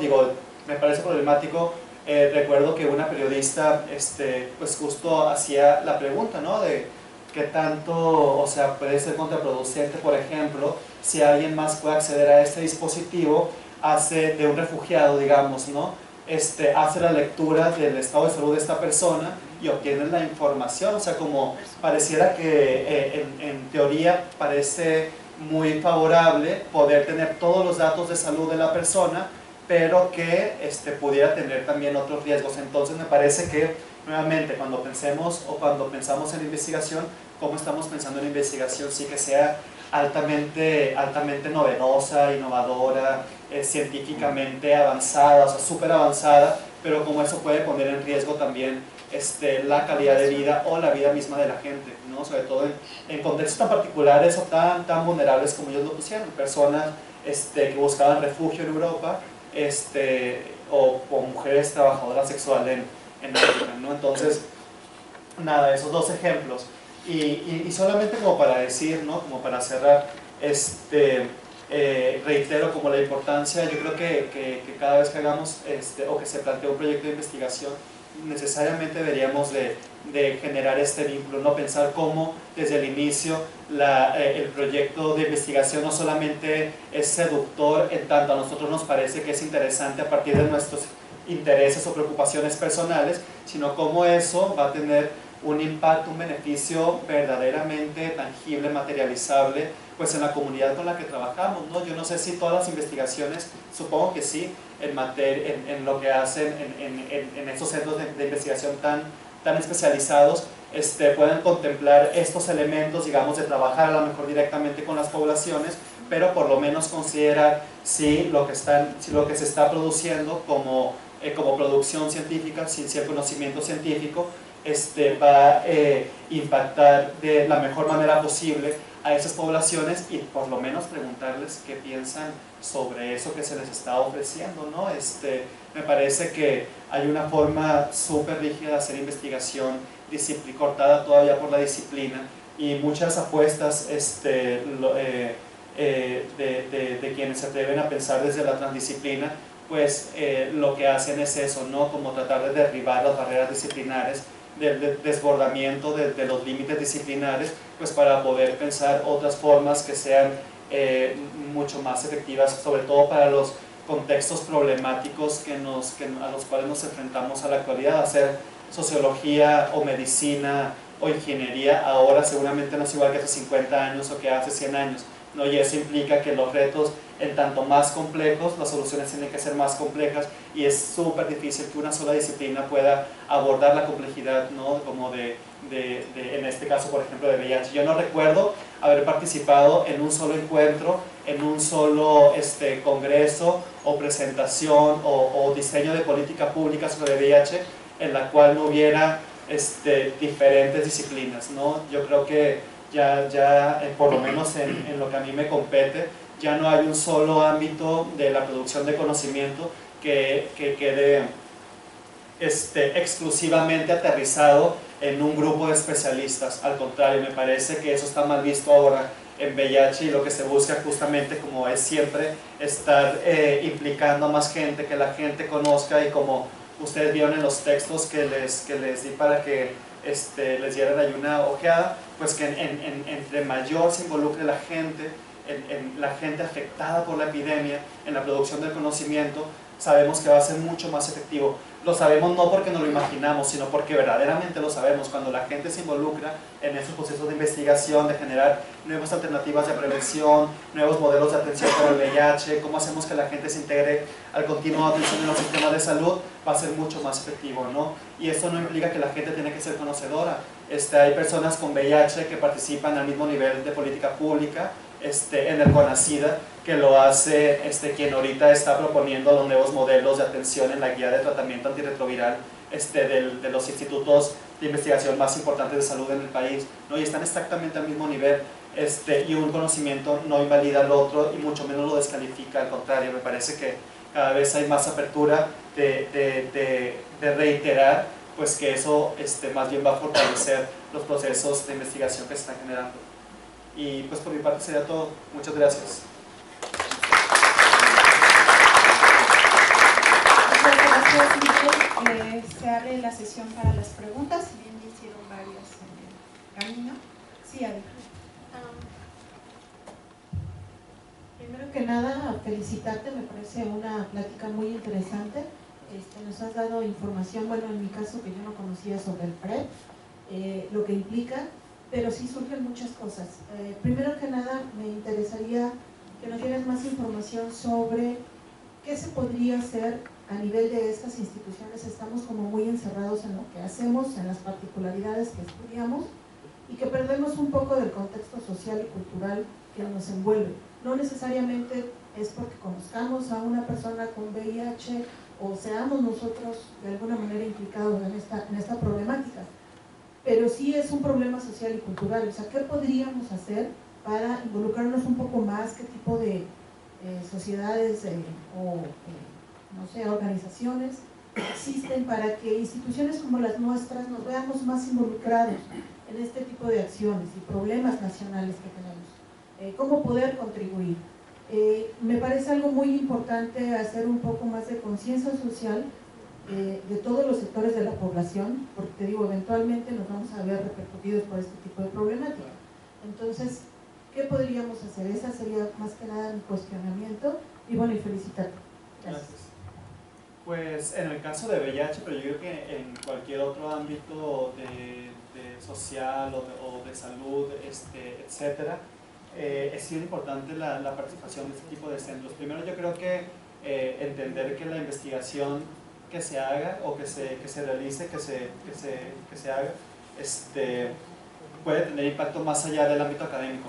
Yo tengo un montón de amigos investigadores e investigadoras que son buenísimos y buenísimas en lo que hacen, pero como que siempre su mirada es obtener una plaza, tener puntos en el SNI, publicar y publicar, y está buenísimo pues, porque aparte los lees y dicen cosas increíbles, pero se queda solamente en eso. O sea, yo me pregunto como, ¿qué pasaría si tal persona? Algunas veces he intentado también involucrar a mis amigos, no en VIH, sino pues uno siempre está en contacto en sociedad civil con otras causas, con otros temas, con otras problemáticas, como que, güey, conozco a alguien que está trabajando cosas, y es bien difícil en realidad. Entiendo que también es seductora la idea de trabajar en la academia, que es súper importante, y que implica también un trabajo de mucha concentración, ¿no? Como de mucho estar metido en, o sea, como especialización, ajá, como estar, eso, ¿no? Como muy concentrados en el trabajo que están haciendo, pues, al final de cuentas están haciendo investigación. Pero me parece que primero habría que pensar en eso, que también está bueno pensar que la investigación puede salir del ámbito académico, digamos, de las paredes de los centros de investigación. Lo otro sería conocer a organizaciones de la sociedad civil. Generalmente, mi problema con la sociedad civil, que también lo digo así en todos lados, es que tienen muchas ganas de hacer las cosas, tienen muy buen corazón, pero tienen muy pocas capacidades técnicas. Y eso no lo van a tener si ustedes no van y les dicen cómo hacer las cosas. La verdad es que es así. Yo no creo que los investigadores tengan que hacer activismo, pero sí creo que tienen una gran responsabilidad de que sus insumos de investigación sirvan como herramientas para el activismo en medio ambiente, en salud, en educación, en tecnología, en ciencia, etcétera, ¿no? No todos podemos hacer de todo, pero me parece que sí podemos generar esos vínculos.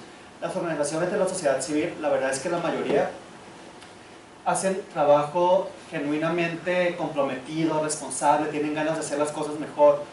Pueden ser también muy celosas con su trabajo, pero yo creo que si hay una buena propuesta de colaboración seguramente van a aceptar, ¿no? Y esa sería otra forma, digamos, de expandir, ¿no? El ámbito de actuación de los investigadores, de los científicos, más allá de la academia. Y lo otro es conocer cómo se hace política pública también, porque ustedes tienen un gran proyecto de investigación o resultados importantísimos, imagínense, para VIH, pero no entienden dónde pueden eso meterlo, cómo se puede ajustar, o cuáles son los tiempos de hacer política pública, pues justamente va a quedar en un libro, en el anaquel de la biblioteca, o en alguna base, en un motor de búsqueda, en una revista indexada de quién sabe quién, y que van a leer dos changos, o sea, y la verdad es que eso, la verdad es que eso pasa, es súper triste porque la gente se esfuerza mucho por publicar, por hacer un artículo, un buen artículo, hacerlo en inglés, que te publiquen, que esté indexado y que tenga un nivel de index alto, ¿no? Para que al final nadie lo lea o que nadie haga eso con eso y que nada más, o sea, les ayude a tener un escalafón un poquito más alto en el SNI.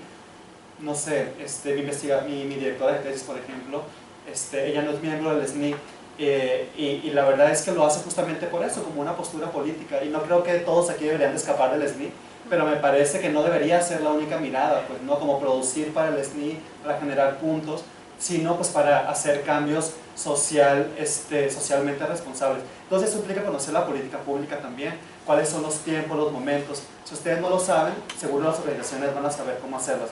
Hay organizaciones que tienen mucho más reconocimiento que otras, que tienen más estructura, que tienen más orden también en sus propios procesos, y seguramente eso a un científico le va a parecer, o alguien que hace ciencia le va a parecer mucho más atractivo que una organización que está tratando de hacer de todo pero que no hace nada y que tiene muy poquito y que no se sabe explicar ni a sí misma cómo lo que hace lo hace bien, pero que no sabe cómo le está saliendo bien, pues, ¿no?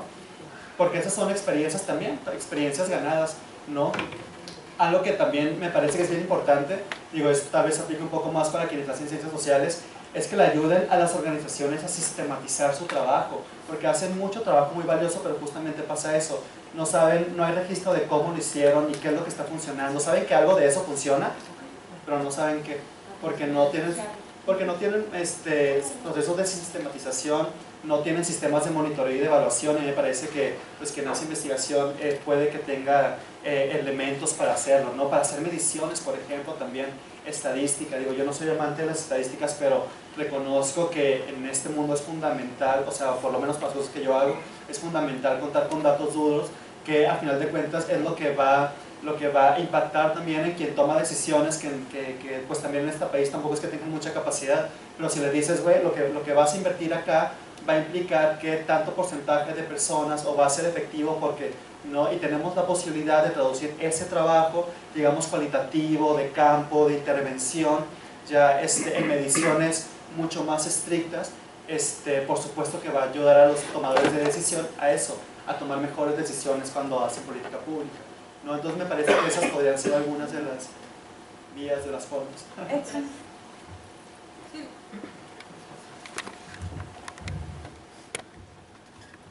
Sí, bueno, en base a los datos que nos proporcionaste, pareciera que no resulta viable hoy en día el PrEP porque habla de 180,000 personas con VIH en México y los grupos vulnerables a este problema pues son millones, o sea, es mucho mayor, como que los que tienen el peligro que los que tienen esto no es que las vidas de esas personas no importen, no valgan, sino que hay que tomar en cuenta que vivimos en un país en vías de desarrollo y que se puede decir que hay que competir, si se puede decir así, con la diabetes, con la hipertensión, incluso con la violencia. Entonces pareciera que no resulta viable económicamente, entonces quizás sea más viable una política de prevención o de concientización. Entonces en ese aspecto me gustaría saber la ONG en la que trabajas, cómo contribuye, qué propuestas tiene, qué...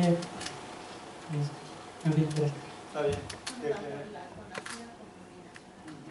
Súper buena pregunta en realidad, porque así como últimamente, claro que tenemos con el desarrollo de las nuevas tecnologías, sobre todo de las biotecnologías en medicina, etcétera, de las ciencias médicas, pues tenemos en realidad ese tipo de estrategias que son más biomédicas, ¿no? Por ejemplo, la PrEP es el caso es uno de esos casos, pero otra estrategia biomédica que es altamente efectiva se conoce como indetectable igual intransmisible, no sé si lo hayan escuchado por allí. Pero quiere decir que, bueno, indetectable, ¿qué quiere decir indetectable? Quiere decir que una persona que tiene VIH y que tiene un buen tratamiento de salud y un buen cuidado médico, antirretroviral por supuesto, puede disminuir la carga viral en su sangre a tal medida que, digamos entre comillas, si le hicieras un examen de VIH en la sangre, no daría positivo, ¿no? O sea, entre comillas lo quiero poner bien claro. Eso no implica que la persona se haya curado, para nada. Implica, porque no tenemos una cura para el VIH, lo que significa es que el estado de la salud de la persona es tan bueno y el tratamiento antirretroviral que está utilizando es tan bueno que inclusive cuando tenga relaciones sexuales con otra persona, no lo va, sin usar condón, digamos, o prácticas de riesgo en general, no va a transmitir el virus. Eso quiere decir indetectable igual intransmisible. Eso ya no es como que 99% es seguro que no transmite, como 99.9%, no, 100% seguro que una persona que vive con VIH y es indetectable no va a transmitir el virus.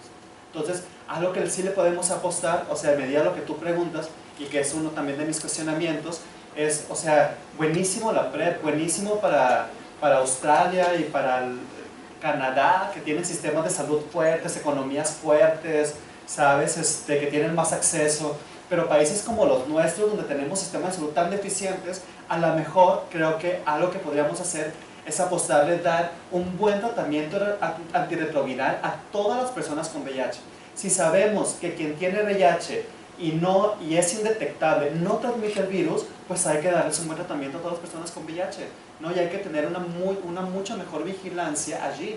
Y lo que tenemos que hacer primordialmente es generar un continuo de atención desde la prevención hasta la toma de medicamento que sea totalmente efectivo, que la persona no se pierda de la detección, de la prevención a la detección, de la detección a que llega al centro de salud, del centro de salud a que le hacen exámenes, de que le hacen exámenes a que le dan tratamiento y de que le dan tratamiento a que lo deje o no de tomar. Entonces tenemos que generar un mecanismo de continua atención que sea lo suficientemente efectivo para que la persona no salga de allí.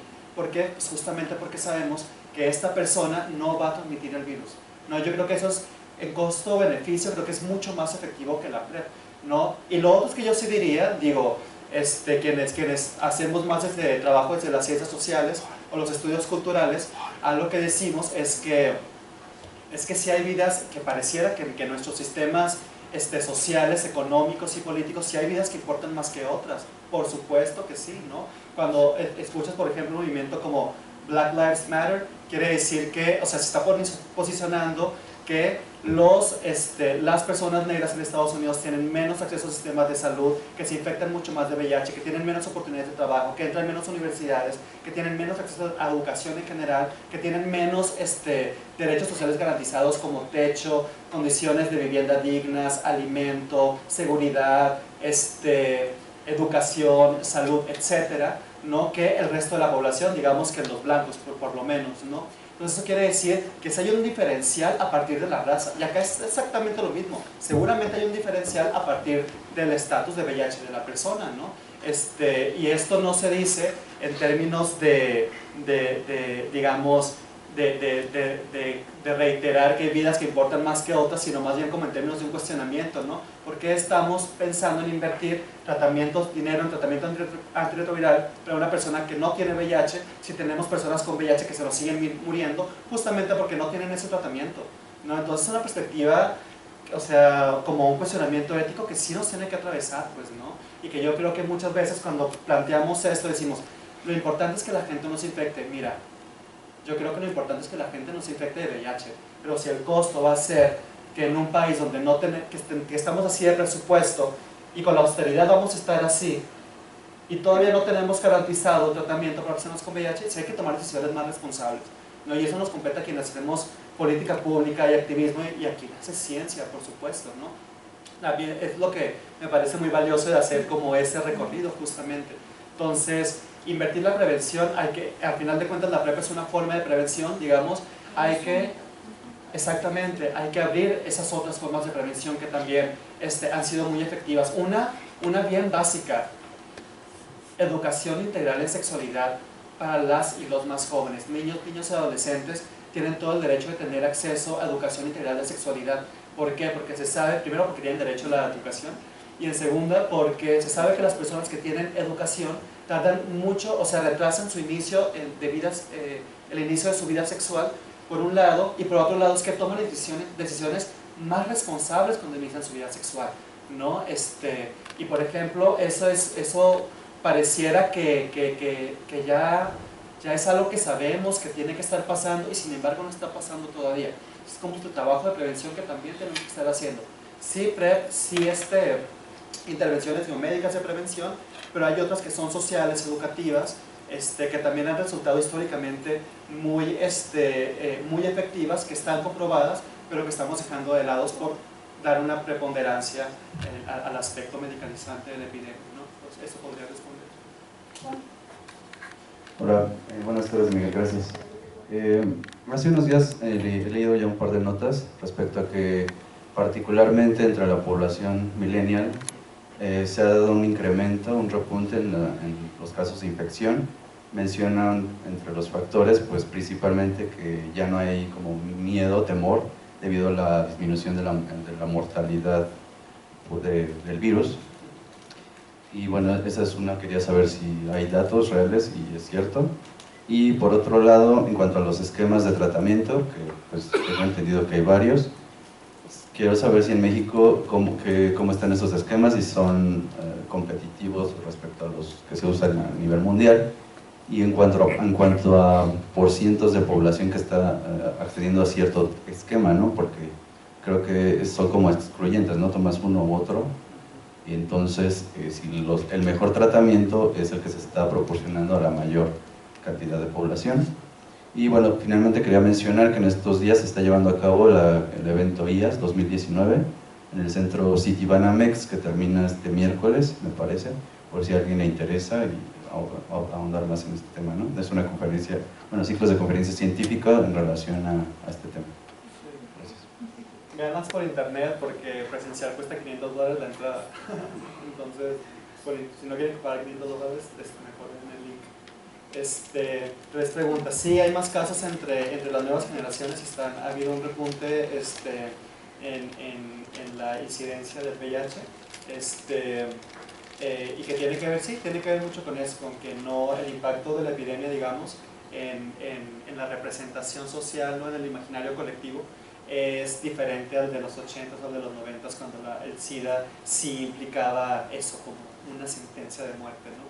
Ahora no, ahora la gente sabe que el VIH es una infección crónica, y que si tomas un medicamento vas a estar bien, porque tengo amigos, ¿no? Como pues tengo amigos que tienen VIH, toman una pastilla y están bien, siguen drogando, siguen yendo de party, siguen bailando, es decir, siguen haciendo una vida como de joven normal, entonces están bien, pues no hay problema, ¿no?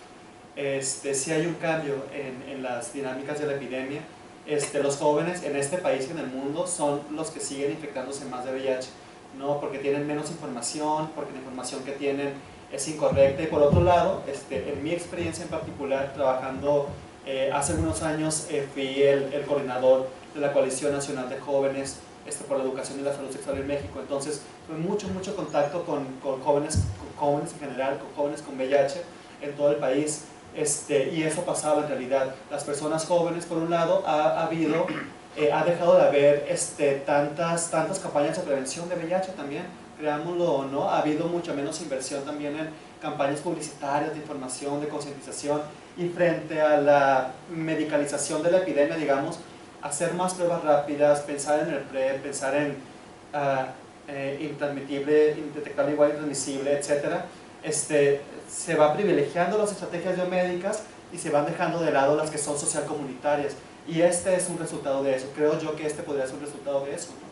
Que la gente no tiene más acceso socializado a la información, ¿no? La gente investiga por internet, se entera por las redes sociales, pero se entera de cosas súper buenas o información valiosa, pero que los comentarios también pueden llegar a poner en duda, porque comenta todo el mundo, ¿no? Puede llegar a poner en duda o en cuestión aquello que se tiene como información basada en evidencia científica, ¿no? A partir de lo que la gente comenta como experiencia. Por ejemplo, como en el Facebook del Comité Binacional de VIH, es muy común que nos lleguen comentarios, pero muy común, de yo tengo la cura para el VIH, ¿no? O ya se descubrió la cura para el VIH y si me buscas te la voy a dar. Entonces, como dices, o sea, y por supuesto que hay gente que cree esas cosas, o sea, hay mucha población, no somos nosotros, no son los morros a lo mejor del IPN o la gente de la UNAM o de la prepa del CCH, pero hay un montón de gente de las maquilas, un montón de gente de las periferias de la ciudad que cree que si tiene VIH se puede curar con un tratamiento de hierbas, ¿no?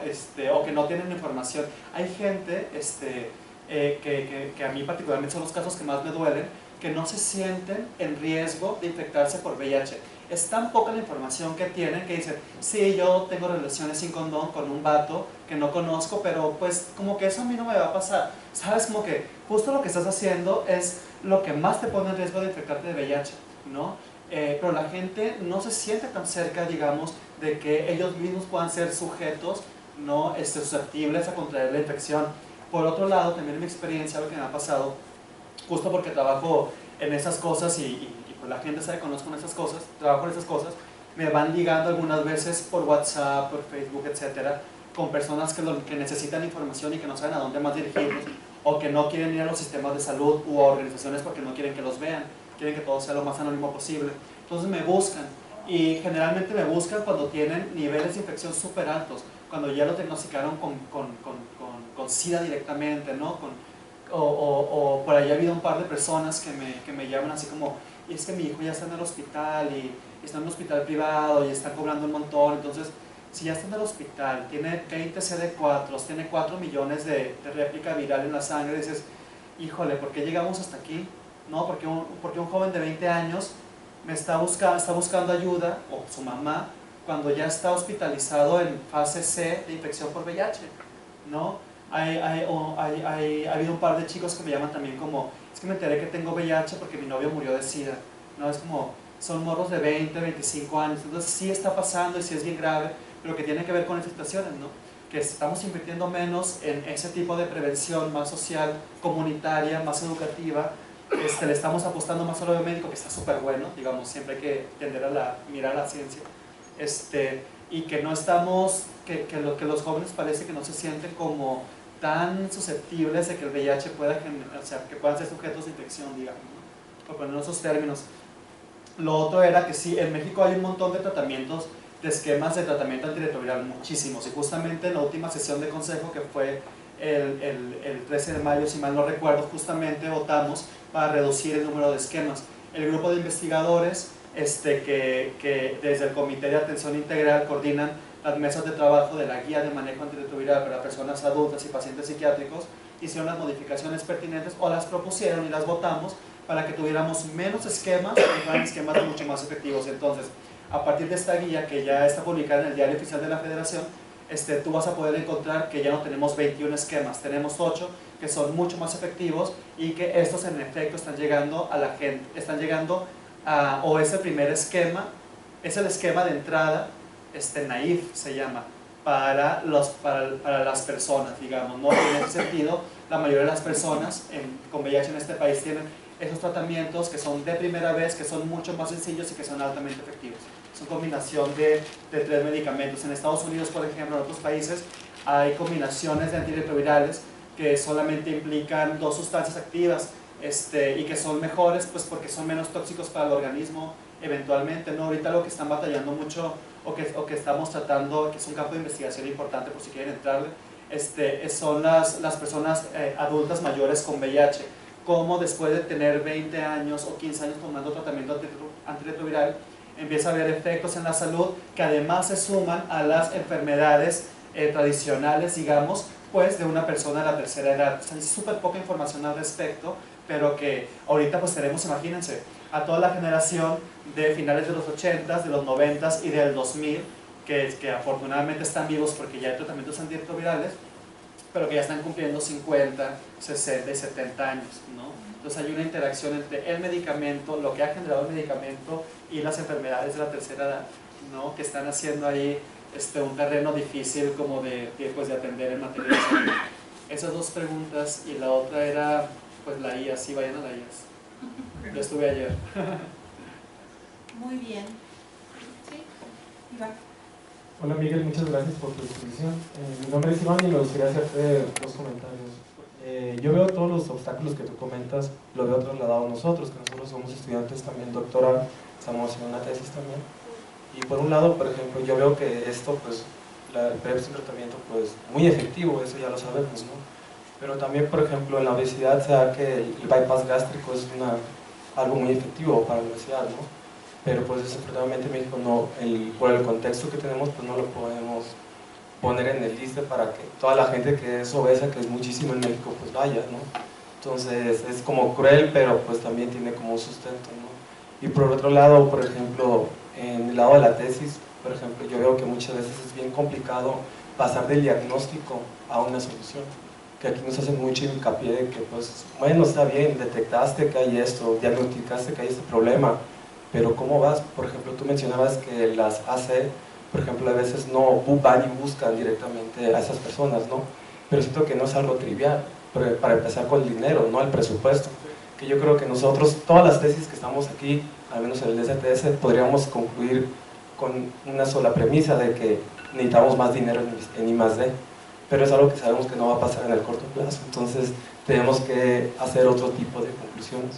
Y era nomás un tipo de comentario que digo, pues así, aunque tú vengas de otra área súper distinta, yo veo que nosotros tenemos casi las mismas complejidades y los mismos pesadillas en las noches para dormir, ¿no? Porque no, es como que siempre damos vuelta, pero a veces parece que no llegamos a nada, ¿no? Sí, sí, pues sí, no, tienes toda la razón. Digo, yo también trabajo justamente porque vivir con la beca doctoral sería súper difícil, bueno, para alguien de 36 años sería súper difícil, ¿no? Entonces, y sí implica un desgaste súper grande, dedicarle tiempo completo al activismo, a la investigación doctoral, que no se enteren que estoy trabajando aparte y trabajar, ¿no? Hay otra cosa también, o sea, por ejemplo, con lo que decían de los tratamientos antirretrovirales, pues le decía, ¿no? En enero sí hubo un problemazo, en serio, con las compras de los medicamentos, con qué tipo de medicamentos se querían comprar inicialmente, cuáles al final terminaron siendo comprados, etcétera, y que es una cosa de presupuesto, ¿no?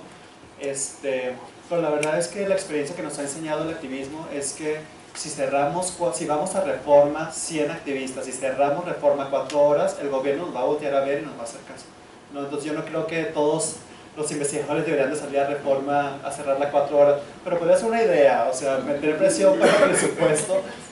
Siempre lo que quiero decir es que siempre hay que movilizarse políticamente, ¿no? Yo también voy a ser honesto, les decía al principio que yo entré a trabajar en cosas de SIDA más por casualidad, ¿no? Ahí estaban mis amigos haciendo servicio social y dije, bueno, voy a ir con ellos.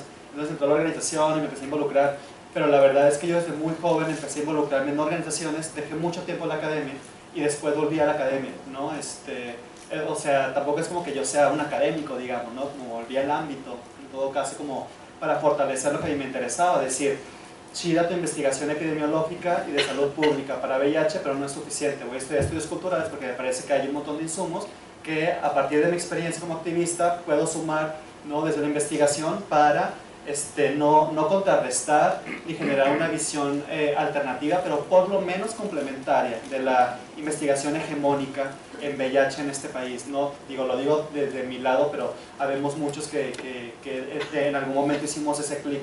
A lo que voy es que mi trampa en todo caso es que sí empecé a trabajar siempre desde sociedad civil y eventualmente me impliqué a la academia a través del doctorado y de dar clases en la universidad y clases en la UABC, y que ahí se me abrió el espacio, ¿no? Porque yo ya conocía los espacios en los cuales mi investigación iba a ser útil, donde yo podía moverla, pero también al final de cuentas en lo que sí nos parecemos, digamos, lo que sí tenemos en común, mejor dicho, es que tenemos la posibilidad de buscar esos espacios para saber cómo puede ser una investigación financiable y cómo ser ampliada en todo caso para que justamente, más allá de generar una tesis diagnóstica, pueda al final de cuentas generar insumos que sean potentes para transformar, potentes y creativos, siempre lo digo en esos términos, como para generar eso, ¿no? Pues para que sirvan. Generalmente las investigaciones, yo creo que los investigadores en los centros de investigación, mejor dicho, obtienen recursos de los propios centros de investigación, del CONACYT. La verdad es que creo que hay un montón de fundaciones en el mundo también que financian investigación científica, o sea, como dura, básica, ciencia básica, que a lo mejor por allí no estaría mal echarse un clavado. Por ejemplo, en México, para financiar los protocolos de PrEP, los investigadores del INSP y de otros institutos de investigación lo que hicieron fue buscar a la fundación de Bill Gates y Melinda Gates, que les dieron $8 billones, ¿sabes? Para hacer, o sea, como dan dinero para eso, ¿no? Y muchas veces hay convocatorias, yo le ayudo a muchas veces a trabajar recursos económicos, y muchas veces dicen como que, Miguel, hay que aplicar para esta, ¿no? Porque como que se ve buena, es como que sí, pero esto es para que nace investigación dura sobre VIH, así dura, ¿no? O sea, hay fundaciones que se dedican a eso, a dar $millones a quien hace este tipo de investigación.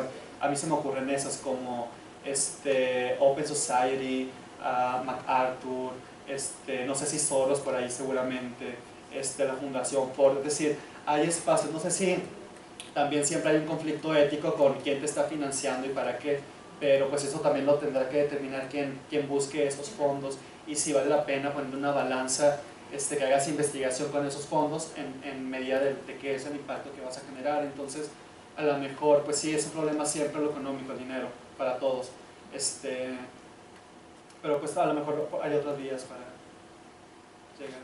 Bueno, pues les agradecemos mucho su participación, sus inquietudes. Muchas gracias, Miguel, por tu ponencia.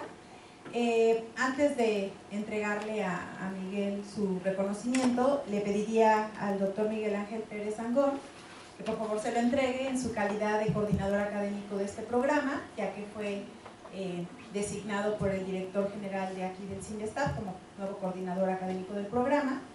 Y bueno, pues bienvenido, doctor, ya haremos el cambio de esta gente. ¿Se le puede hacer? Muchas gracias. Miguel, muchas gracias.